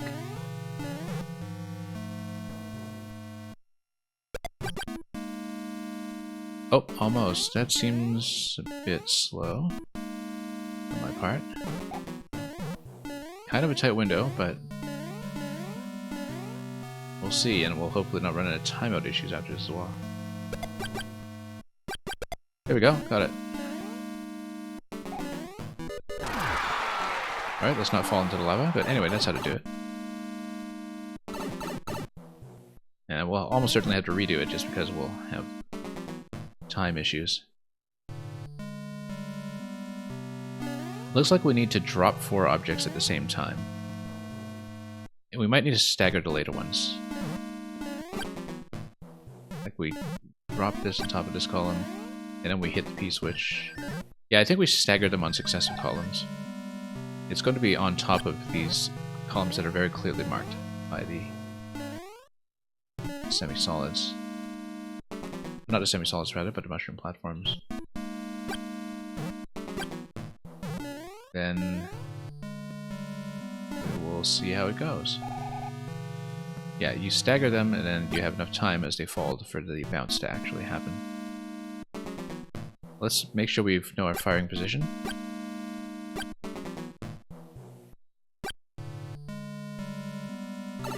Oh, no. Reset. Oops. And of course we get punched in the face by that brick. Yeah, so that's why you don't just stand there.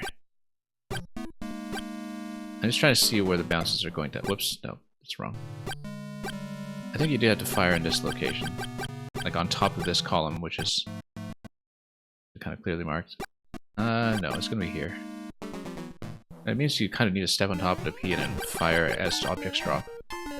So yeah, we're not going to make it this time around, obviously, because we have 17 seconds left, but it's pretty clear to me that you stagger 4 springs on top of these columns and then fire at it, which you just need the correct firing position.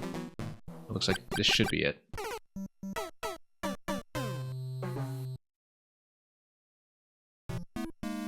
Anyway, we know how it's going to go from here, so let's just set up that first one again, because that one is a little bit time sensitive.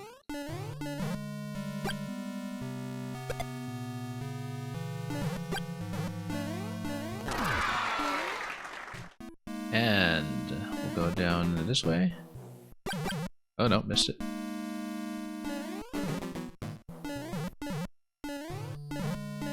That's right, we'll try it again. The long way. That'll open up, give me the spring, and then we do the rest after that. And 0 planes coming in with 210. Wow.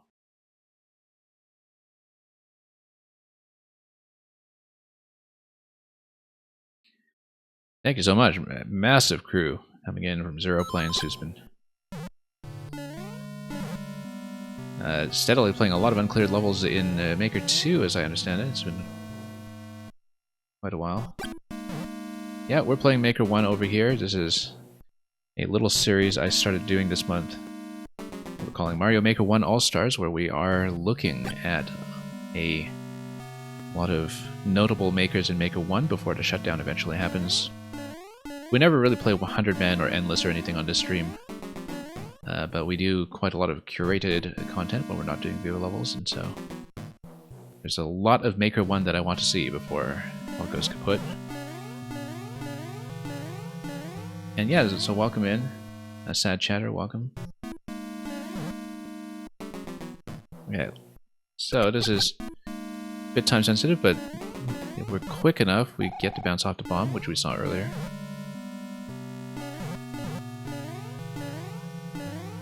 Then we'll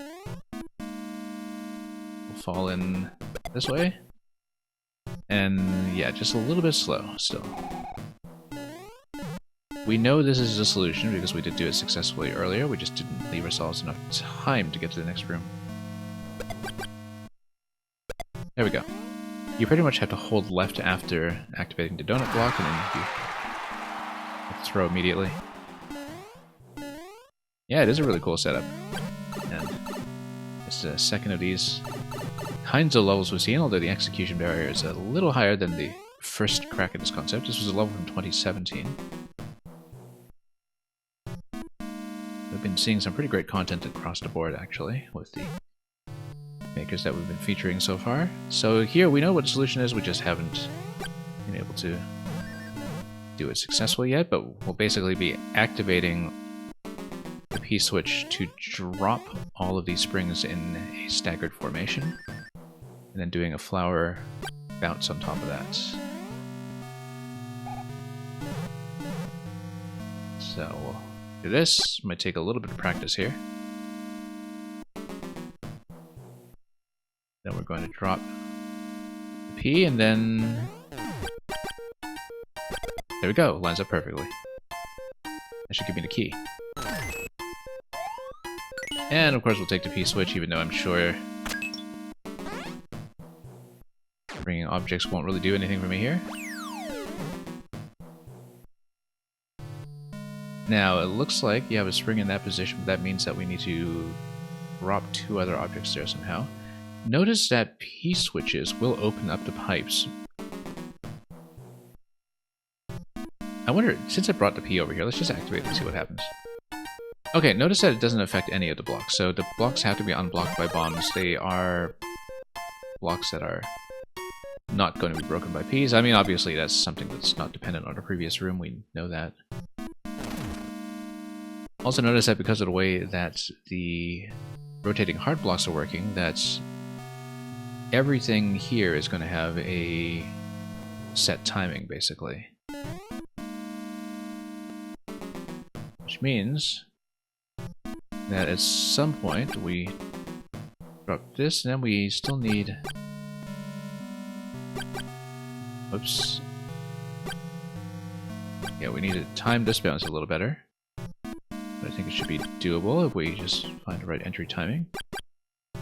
Now, do we actually have enough springs to work with here, or are we missing one? I feel like the P-switch conveyor freeze earlier might have actually thrown things off a little bit. We might want to redo this room just to... Oh, maybe we can't. We're at checkpoint, though. Yeah, because the P-switch conveyor freeze might have desynced what I need, but since the P-switch was just something carried over from the previous room. This is one way to make the checkpoint mushroom not matter. Yeah, exactly. Just required a fire flower immediately. Yeah, I think we might have thrown off the relative timing with the P-switch a little bit, but why would that be the case? Because, like, basically opening this up is completely independent of this track cycle. And actually, no, everything is timed based on the hard block cycle, so that's not affected by when the objects are spawning. However, the next thing that we activate has to be the bomb at the bottom left, so I think there's nothing for us to do but shoot. But in case it is a synchronization issue, we might have to reload this room. Because it does seem like the next one... You know, the second bounce here just isn't in position. It's a little far, unless there's something I need to do to manipulate it to put it in place. Which might be the case. Let's take a look here. But let's keep going up, actually. Yeah, there's gotta be something else up here. No, fire flower. But if you go over here, then... Aha, okay, no, I see. And then you bounce this on top, probably. And then you have to fire at it. If you drop this on top... Wait, I can't see on the camera, though. What if we... Hang on. Cling? No. I feel like we need to drop this on top and then fire at it to open up that bomb, because then that opens up that pipe on the right side. And then this should hit if you're dropping it like that. Yeah, no, you drop here, and it's heavily implied. And then you fire from up top. There we go. Taking a little too long with this, but we'll go back. The other side. And at this point, that should line things up properly. Yeah, because all of the timing is synchronized by the rotating blocks, and we know that. The previous level also had something similar going on. Very nice. Look at that alternating cross pattern here that gives you the bomb and the key. Okay. Next. We'll almost certainly have to redo this due to timing, but... Yeah, on either side, basically, at some point we'll be firing this way. So we need to figure out... Yeah, it has to be the right side bomb first before the left side. But that can't be the case because of the way the conveyors are going, so... Hang on. But then we would need some kind of POW hit first before we... Oh yeah, you're not actually supposed to have a spring at this point. You're not expected to, rather. So perhaps we can just fire at this guy first. Oh, no. Looks like we're gonna one bounce short here. Oh yeah, no, you can grab this for sure. Then erase that. Let's redo it. Yeah, we're gonna have timeout. That's okay.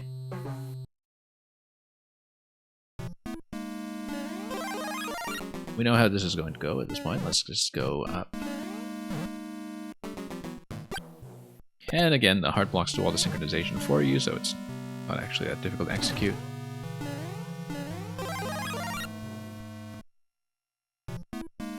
Yeah, look at how wide you can build with this setup and still have it work just fine, because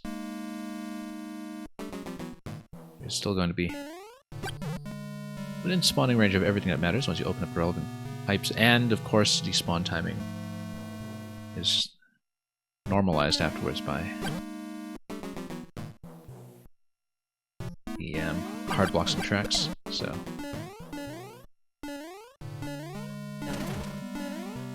So I just come back here, and then we're on screen for this wonderful little segment over here. Oh, did we not drop the top one? Okay, hang on, let's wait.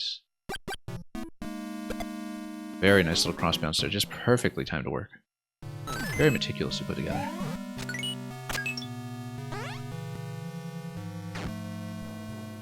Alright, so we do need to grab this guy. And it's not going to be hitting the left one first because the munchers are in the way, so... Possible we'll just have to throw it, or... Well, yeah, it's hitting the wall over there. I think we just throw it from the center. And fire at it afterwards. Yeah, just throw it at the center and then you fire to the left. And look at that. Beautifully timed. So just work in one cycle.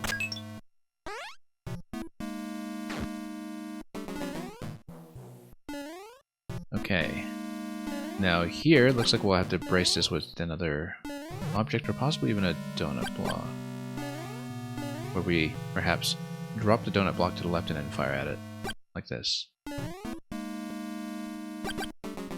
And then we need to follow it over. We were too slow. Yeah, it looks like you do kind of need to take a double shot there. Let's redo it. It's probably a fire flower pipe.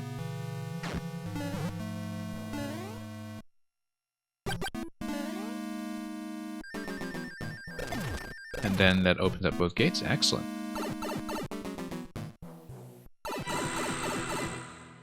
Okay, checkpoint. Now, pink coins have not been relevant to me yet.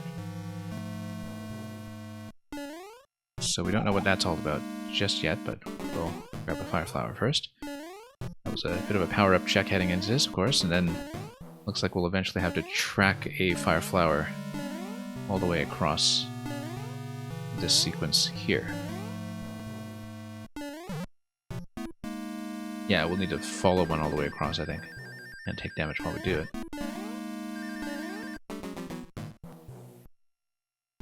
And it will need to be some kind of object that's placed in this location.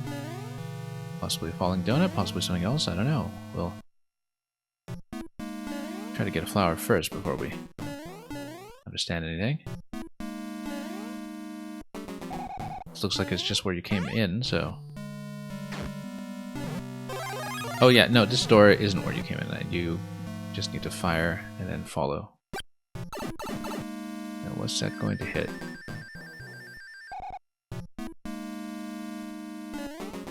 Oh, nope, too slow. Yeah, you would need to hit something else over here.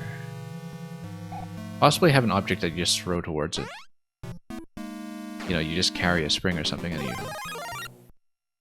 would chuck it after you fire. Let's follow it just to see what the trajectory is going to be. I suspect it's going to be some kind of object throw. That location.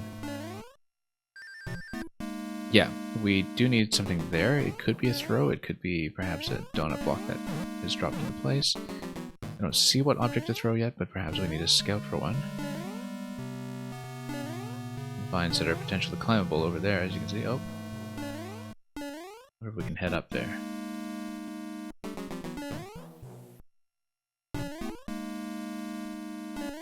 Should be able to, and then if we climb up here, we'll get something throwable, will we? Or is that just where we came in? I think that's just where we came in. Or, no, it's not. It's new, and it's a spring. And look at that, there's more to play with here. Maybe we can just throw and bounce. Yeah, we throw it and it bounces back, and then we can fire at that point. Looks like it's a bit of a hard mode challenge, which is great. Trying to bounce it on top. It's missing slightly.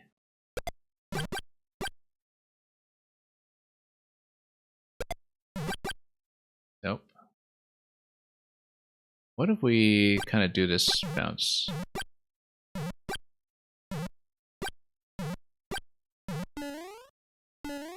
Will we still be able to do it with a throw? Let's see.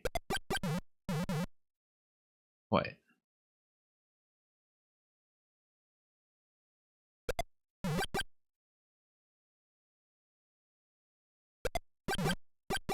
Not quite. Let's think about this, because you deflect like that. I feel like it has to be something like this. And of course, we just have the one pink coin here. I feel like there's quite a lot more to this as we perhaps chuck like this. Yeah, sometimes you kind of need to lean into the throw a little bit just to get the deflection that you want. And then I mean, we can also take the spring back with us to the other room because that looks like it's the thing that we need, but this looks so tantalizing, like it's exactly the thing that we need to have happen. It's a bit of a hard mode.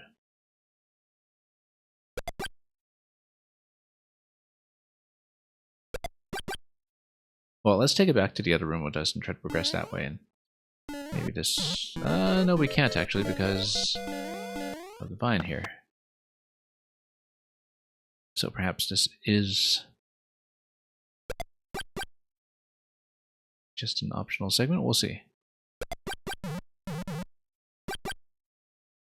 Okay, because normally when you fire on top of it, it will go. It's just that we haven't been able to do it yet. Yeah, it should definitely be a bounce on top of it. It's just that we haven't timed it. That's a bit early. A bit late. Yeah, we'll time out, but... Oh, and we hit the top corner. That's not great either.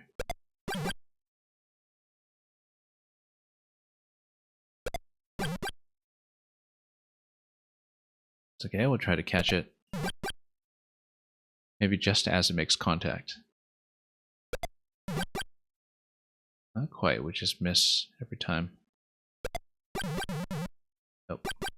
Standing too far to the right.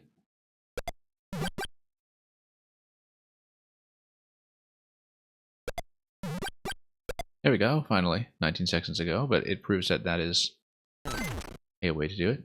And that just gives you 1 coin, which is maybe not the most useful. But I guess we should keep an eye out for how to score 4 coins post-checkpoint. Yeah, okay, so that's how you drop back in here. Probably some pipe stacking magic going on to keep things interesting. Yeah, because then perhaps that eventually gets you over to key door, and then perhaps we can open up some other things from there. I mean, having a fire flower is important, but you would lose it on the way down to this column. So...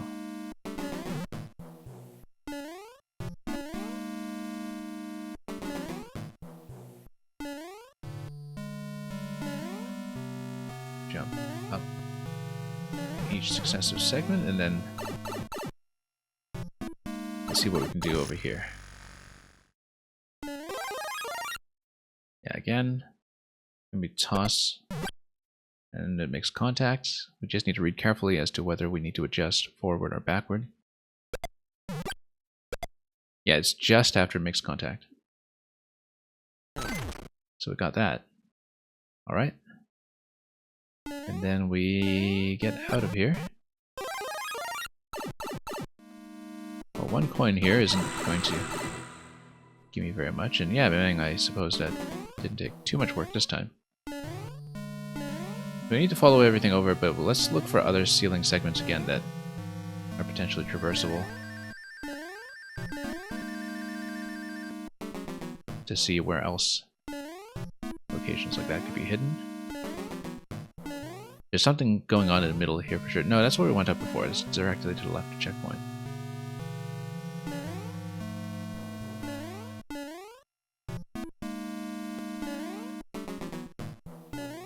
I should look at it again. And... perhaps there's something over here as you proceed. Hard to see, but... we'll just see if there's anything unaccounted for on the ceiling. I don't think so. I think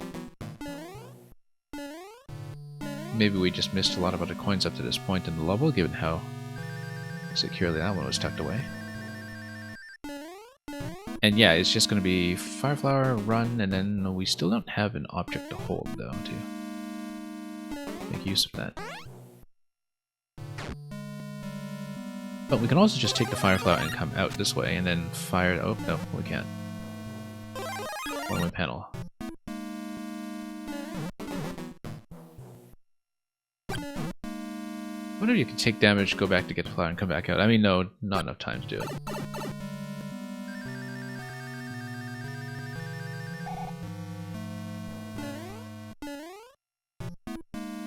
Yeah, it feels like you definitely need to throw something there. I just don't see what. I don't see anything we can hold. If we can find some kind of held object, like the spring in that previous segment, perhaps we have a way to carry it forward. You're in exploding mode again? Yeah, of course you are.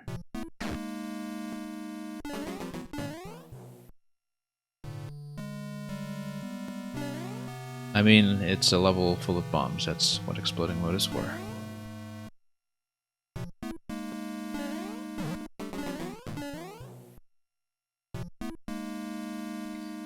So we'd need to survive here with a fire flower. Hit this bomb, and that opens up something. That might be an object that you throw at that point, but... How do we survive with a fire flower for this area? Let's grab this one first. Yeah, so there's a one-way panel here, so you can't go back with the fire flower. That's the thing. So once you obtain it, you do kind of have to lose it again to get back out. Otherwise, we would have just reversed through that door, right? That would have given me a fire flower to go through the bomb over here. But we... oh, whoops. Don't have that.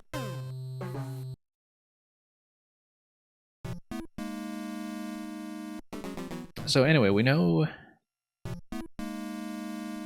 how to get up to the pink coin, which may or may not be the first one that we're supposed to encounter.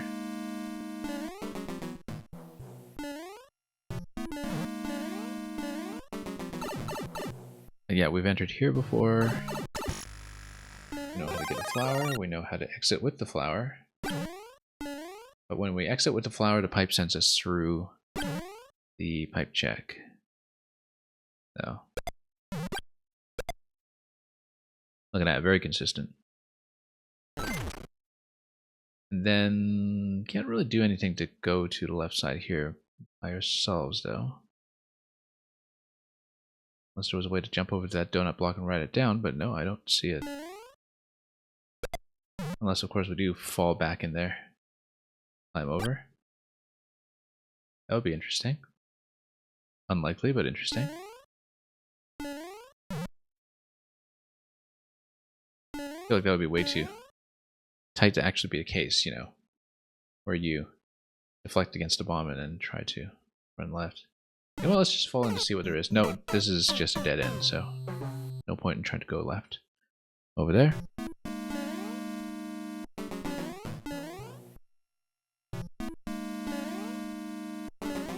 Okay, let's go here and here.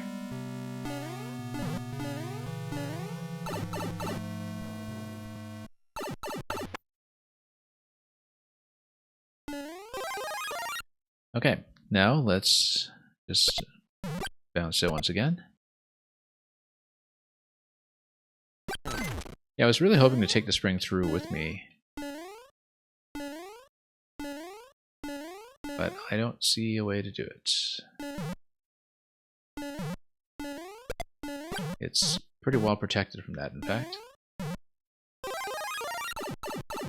So we come out here, drop in. So we would need a fire flower to hit this bomb. I think that's probably going to come last, maybe. Well, the bomb's supposed to blow up this pipe. Key door is probably the exit rather than the pipe. The pipe is going to spawn something that you can use. I really feel like we need an object that we throw to the right in order to brace the fireball as it heads towards the bomb. We just don't see where that is coming from.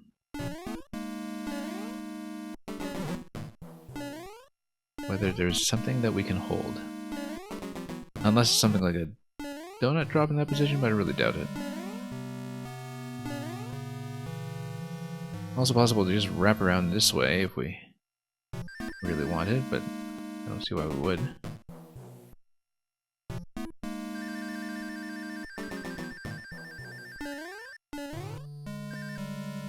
Yeah, grab a fire flower and then we need to do something about this last bounce. Something I'm missing.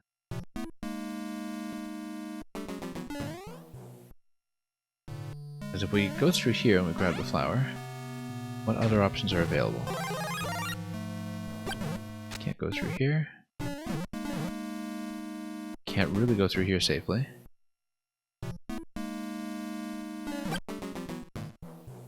And yeah, we know we can fire against that, but that just drops off. And if that fireball just drops off, then yeah, unless there's a way we can prevent damage issues, no, not really. Yeah, we need to follow it, but then there's maybe something that we are missing about this pattern here. It goes over. We can keep pace with it, and then it falls. Wonder how we can get above that, potentially, for anything else that we can do here. Okay, there's this little vine over here that we can punch through from below. That seems like a really bad idea, but I don't see what that would give me. Probably nothing.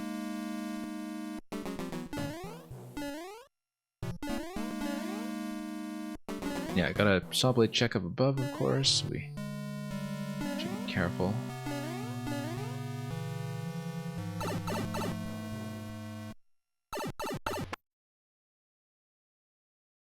So yeah, this was seen. Oops, nope. We delay slightly. Nope, not that slightly. We've got this previously. Stand in this middle position, perhaps. Oh, we had it so consistent, too. There we go. Coin, we get out of here. Then...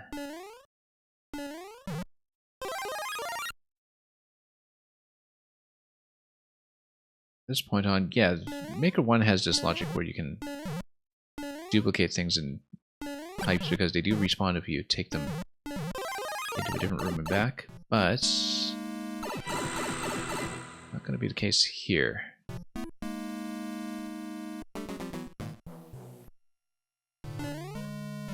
We just don't have Fireflower access otherwise, except from this earliest bit here. There's got to be some kind of object that I'm allowed to pick up.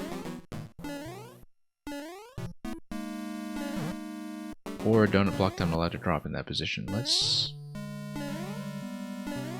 see here. I'm thinking, is there something that I can hold that I can use to send the fireball across? I feel like it has to be something fairly easily reloadable too. Which tells me maybe we should have taken out this one first. I'm looking around just to see if there's something I can break through here. But I don't see a way out while keeping the flower.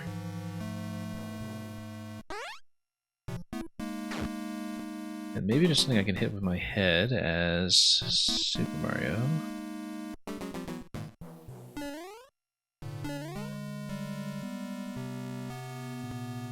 Not really.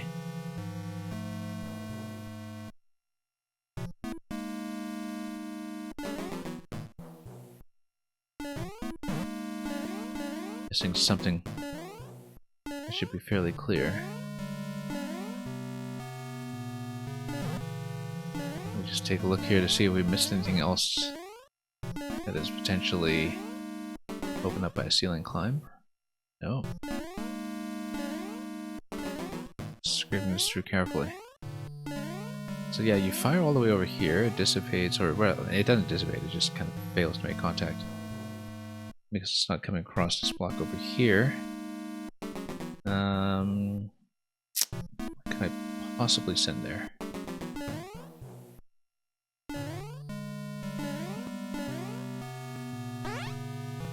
Maybe there's another fire deflection pattern that I need, and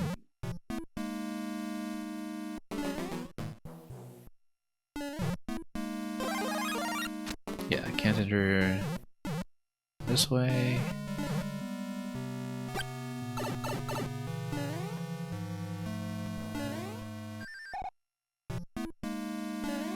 So, whoops. I wonder if there's a way to maybe get ahead here and drop that out in advance so this goes down and then hits.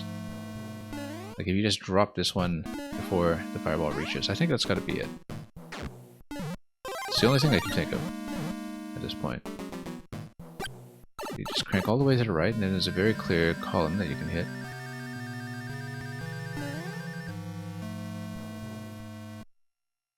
And if you're quick about it, maybe that will come down and then zap the other bomb. I feel like it's the best possibility we've seen so far, we just haven't been able to execute.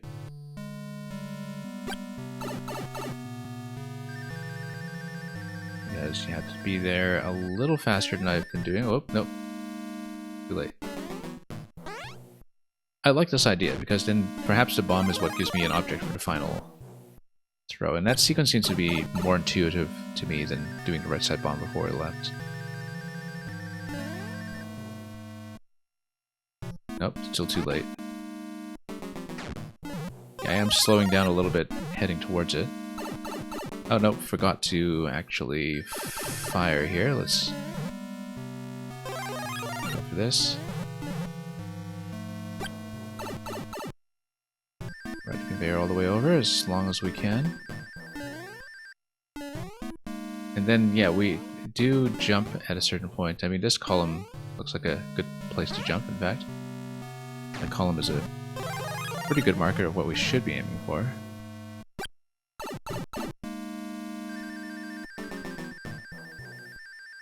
We hit the column, we jump. There we go. That's exactly it. Yeah, this is nice. This column is this very soft indication of how to jump up from point to point in the most efficient manner. And then we do the same thing now, except we fire and then we take the spring and then we toss it over here. Now we need to find our tossing position, and we need to practice it just a little bit here. Practice, practice. So we know that we come down here. Maybe we just send it over this way. Well, let's try it. And yeah, man, worth the celebration after all that waiting, I'm sure.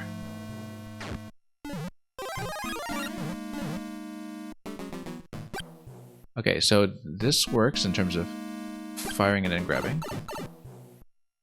And we just need to watch the timing as we get ready at the very end. Look at that, I love the little effect at the end for that one. Excellent. Very satisfying. And yeah, safety coins. So we're supposed to grab 3 optional coins up to this point. You know we're redoing the level of search. Of course we're doing it. We're not leaving that untouched. So yeah, we basically found coin 3 rather than coin 1. So we'll go back over it. And we'll search a little bit for secrets.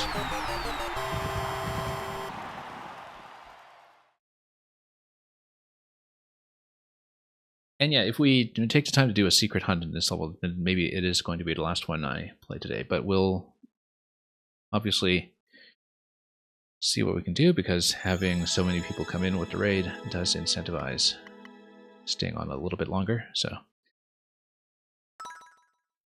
we'll take a look again. And Meng, you're going to have to go to bed yet. Enjoy and happy making to you. And thank you for dropping by for so long and trying your best not to explode. So yeah, we'll check pipes along the way, we'll check other suspicious locations that we could potentially platform to. And we'll try to do it. Just a coin that we did find was a pretty satisfying bit of content, and I think it's worthwhile to Try to do as much of this as we can.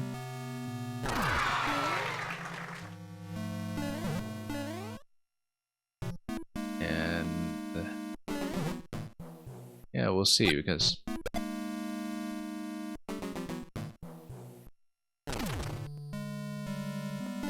you got this over here. Don't know where any of it could be, of course, but we'll take a look and see what we can discover. Whoops.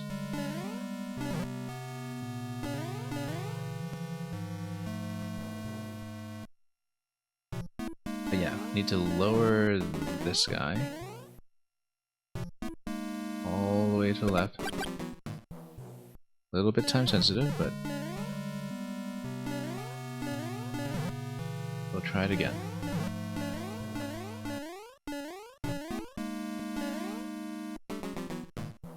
Fall in, right? Yeah, you need to be very crisp and clean about this one. A little interaction here, and then who knows if we're missing something in room 1 already.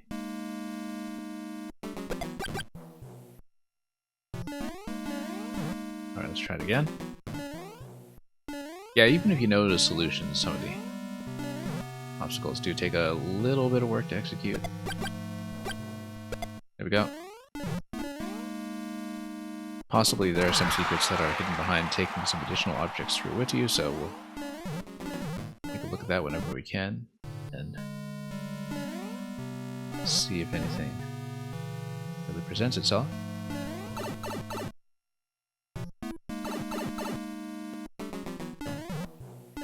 Yeah, we know how this is going to work as we for detonations, but we never did check much of this precisely in terms of, you know, whether any of the pipes can be entered.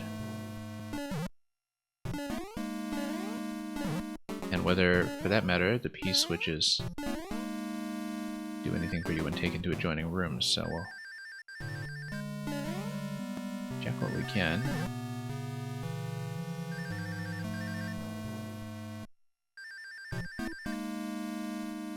Yeah, notice that the bomb over here opens up this right side passageway that we could potentially move towards or fall into. And then maybe that's worth checking, right side of the bomb there. Okay, sure, let's have one spring on reserve, because we might, in fact, want it. Oh, no, we despawned it. Okay, that's fine. We know how to get it.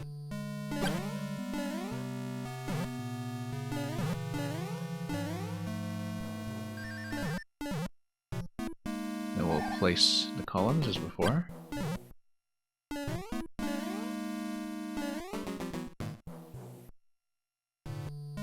Over here. And over here.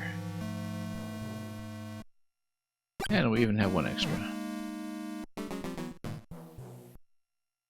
Okay, in that case, let's hit the P and then fire from this location, as I saw previously.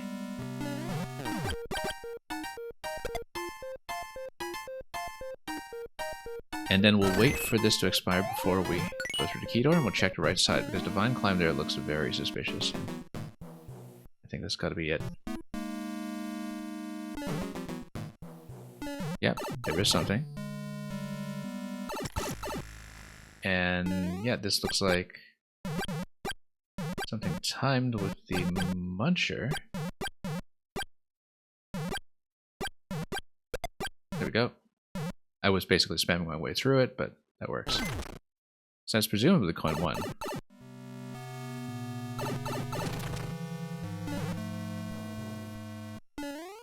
Perhaps they are divided by checkpoint segment, but we'll see when we get to it.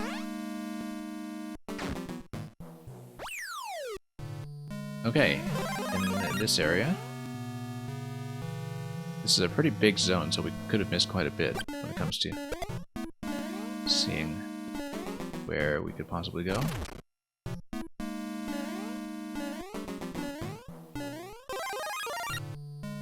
Nothing breakable to the left here. We'll check pipes whenever possible. Yeah, obviously with a conveyor down here, unless we're small, we're not really going to have a chance to go into that bottom left pipe, but it is worth checking. We'd have to deliberately take some damage and move towards it, but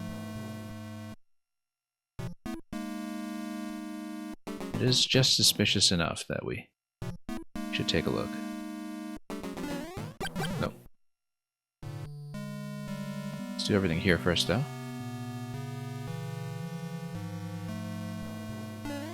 Nope. Try again. Okay, that'll nuke that. And then we can grab the key from there, but I actually think, since we know where to get our flower from up top, let's jump down here first, and then try it. Nope, nothing. Okay, worth a try. Worth a try. I mean, it could even be through that middle dispenser over there, for all we know, but generally I think it's not going to require you to take damage. It's not that kind of level, but we like to check everything anyway, so we'll check everything. And we'll try this one again.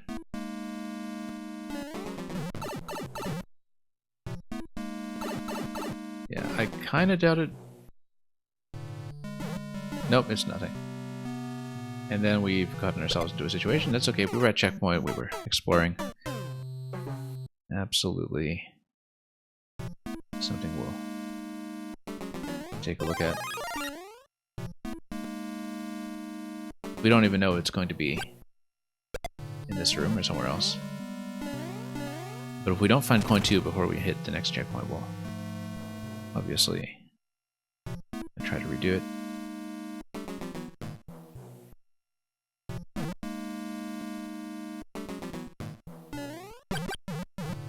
Nope, nope.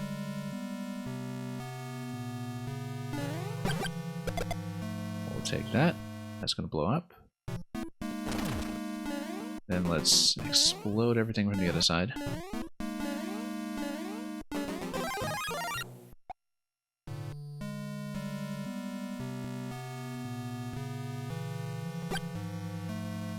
And that should work.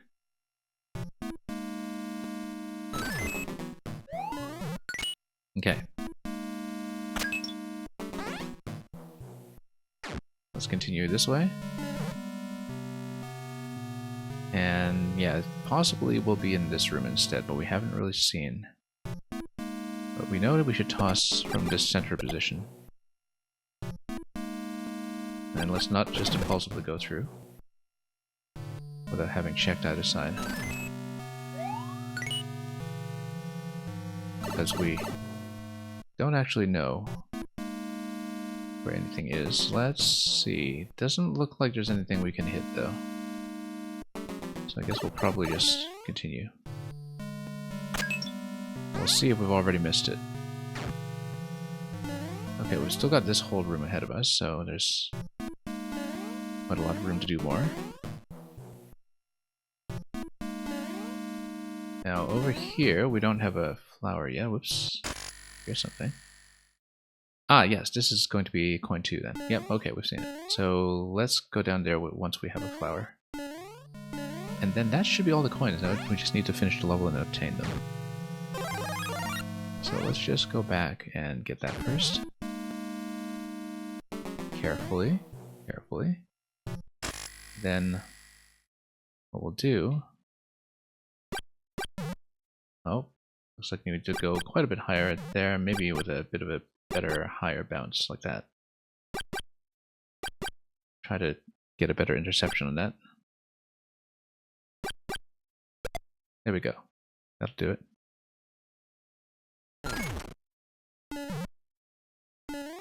Then we'll, whoops, continue from this point. No. That's right, at least we know the location now, so we just need to redo it, and we know how to solve everything else from that point on, so we'll just go through it quickly.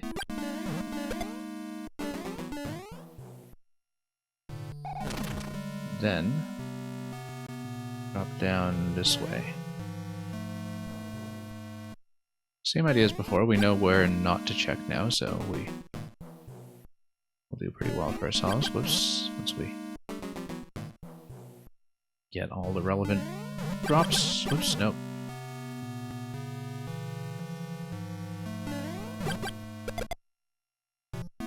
Anyway, we'll open that up. Then do the whole triple bomb sequence here with everything spawning in a cross pattern. Really, really satisfying. Watch this happen.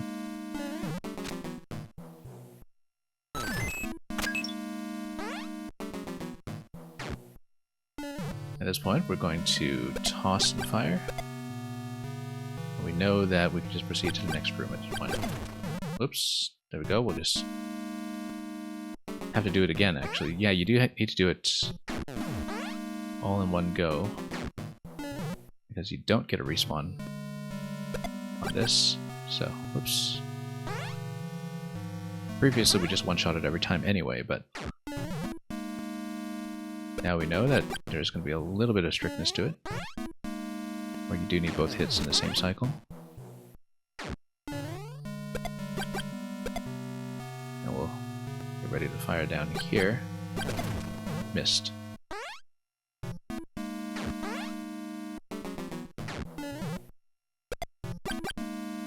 Nope, to fire right away after release.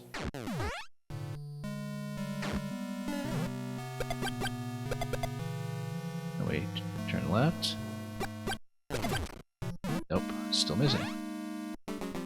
We had no trouble with this earlier. And now we're running into issues.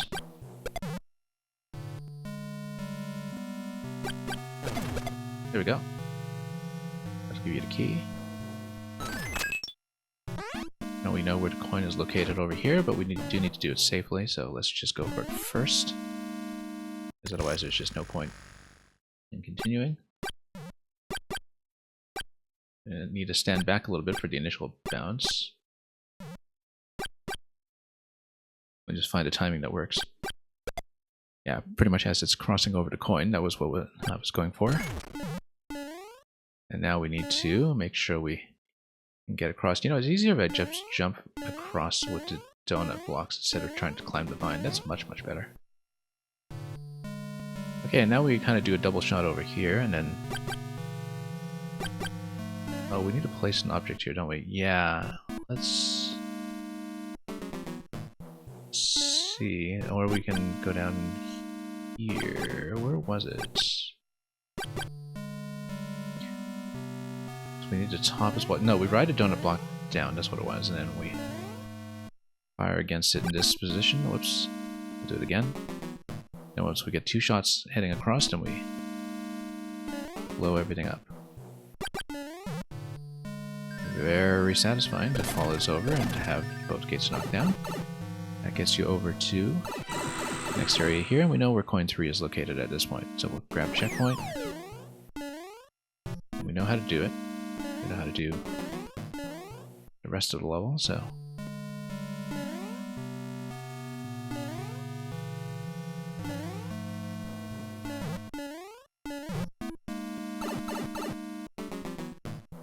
Alright, let's drop in over here.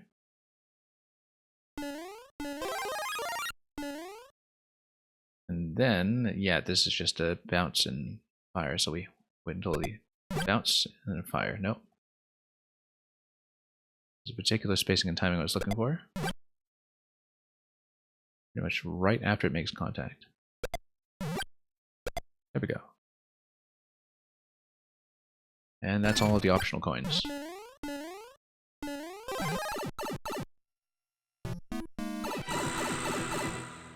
Down we go. Then we're going to do the finale sequence here again. What it is it's going to be outrunning the fireball and then going for the donut block. And we use the visual cue of the mushroom column here. And yeah, it's really nice actually because you can't really miss. If you jump from the mushroom column, you hit the wall and you land here. This block does a ton of work for you, because it braces you such that you run here, you land, it's usually going to be accurate. And then after that, we just grab the spring and we do the throw interaction to finish this up.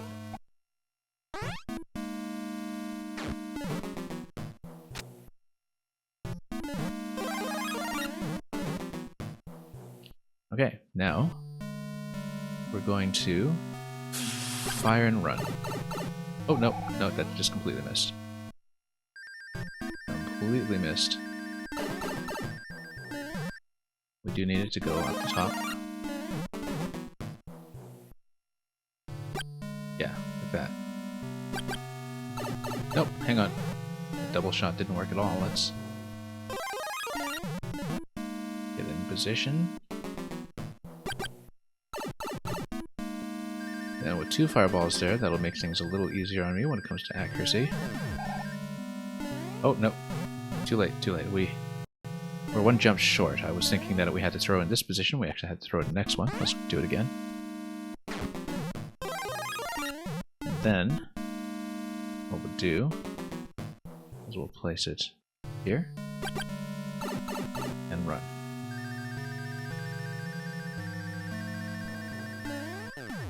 Nope, got caught. Have to be careful with those donut blocks there, just when we do the little platforming segment at the end. Let's try again.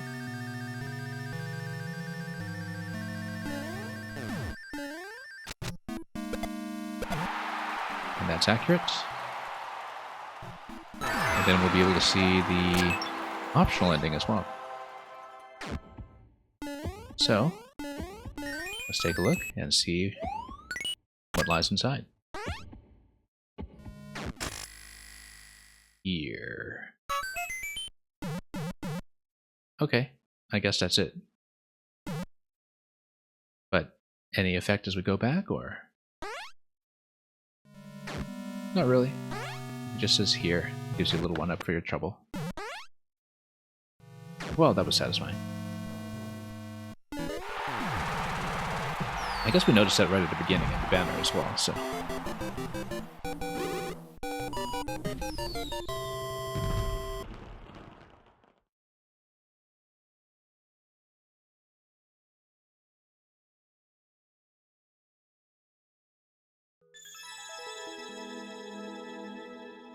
Well, that was an excellent set.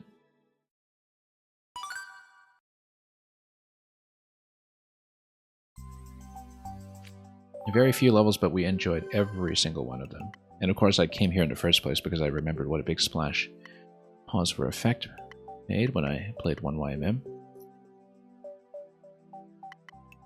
Now that is it for Aren's set. After having previously cleared the rest of Wariuzzo today, apart from the super hard ones that we bypass for now. Yeah, I was hoping to get to an additional maker today, especially because we don't want to squander the incredible raid that we received from Zero Planes about an hour ago. But we usually run, or attempt to run, up to about the 4-hour mark, and so, you know, given that we just finished a profile, it does make sense to stop and pass you folks on. Because this is, you know, one of the few days when I can't just tack on an extra couple of hours. So I think what we'll do is we will pass you folks on to someone else. Once again, we have been running Mario Maker 1 very regularly on weekdays. We still occasionally do Mario Maker 2 on weekends as well. And we're going to be back for much more in the months ahead as we try to squeeze in as many Maker 1 makers as we're able to between now and the expected shutdown of Wii U online services in April. So I have a big schedule ahead, but suggestions are also welcome. I definitely take recommendations, and the Discord is a good place to do that if you have any Maker 1 people that you especially think I shouldn't miss. But I've got a huge list. I've got tons of great content coming, and the more of this I can play, the better.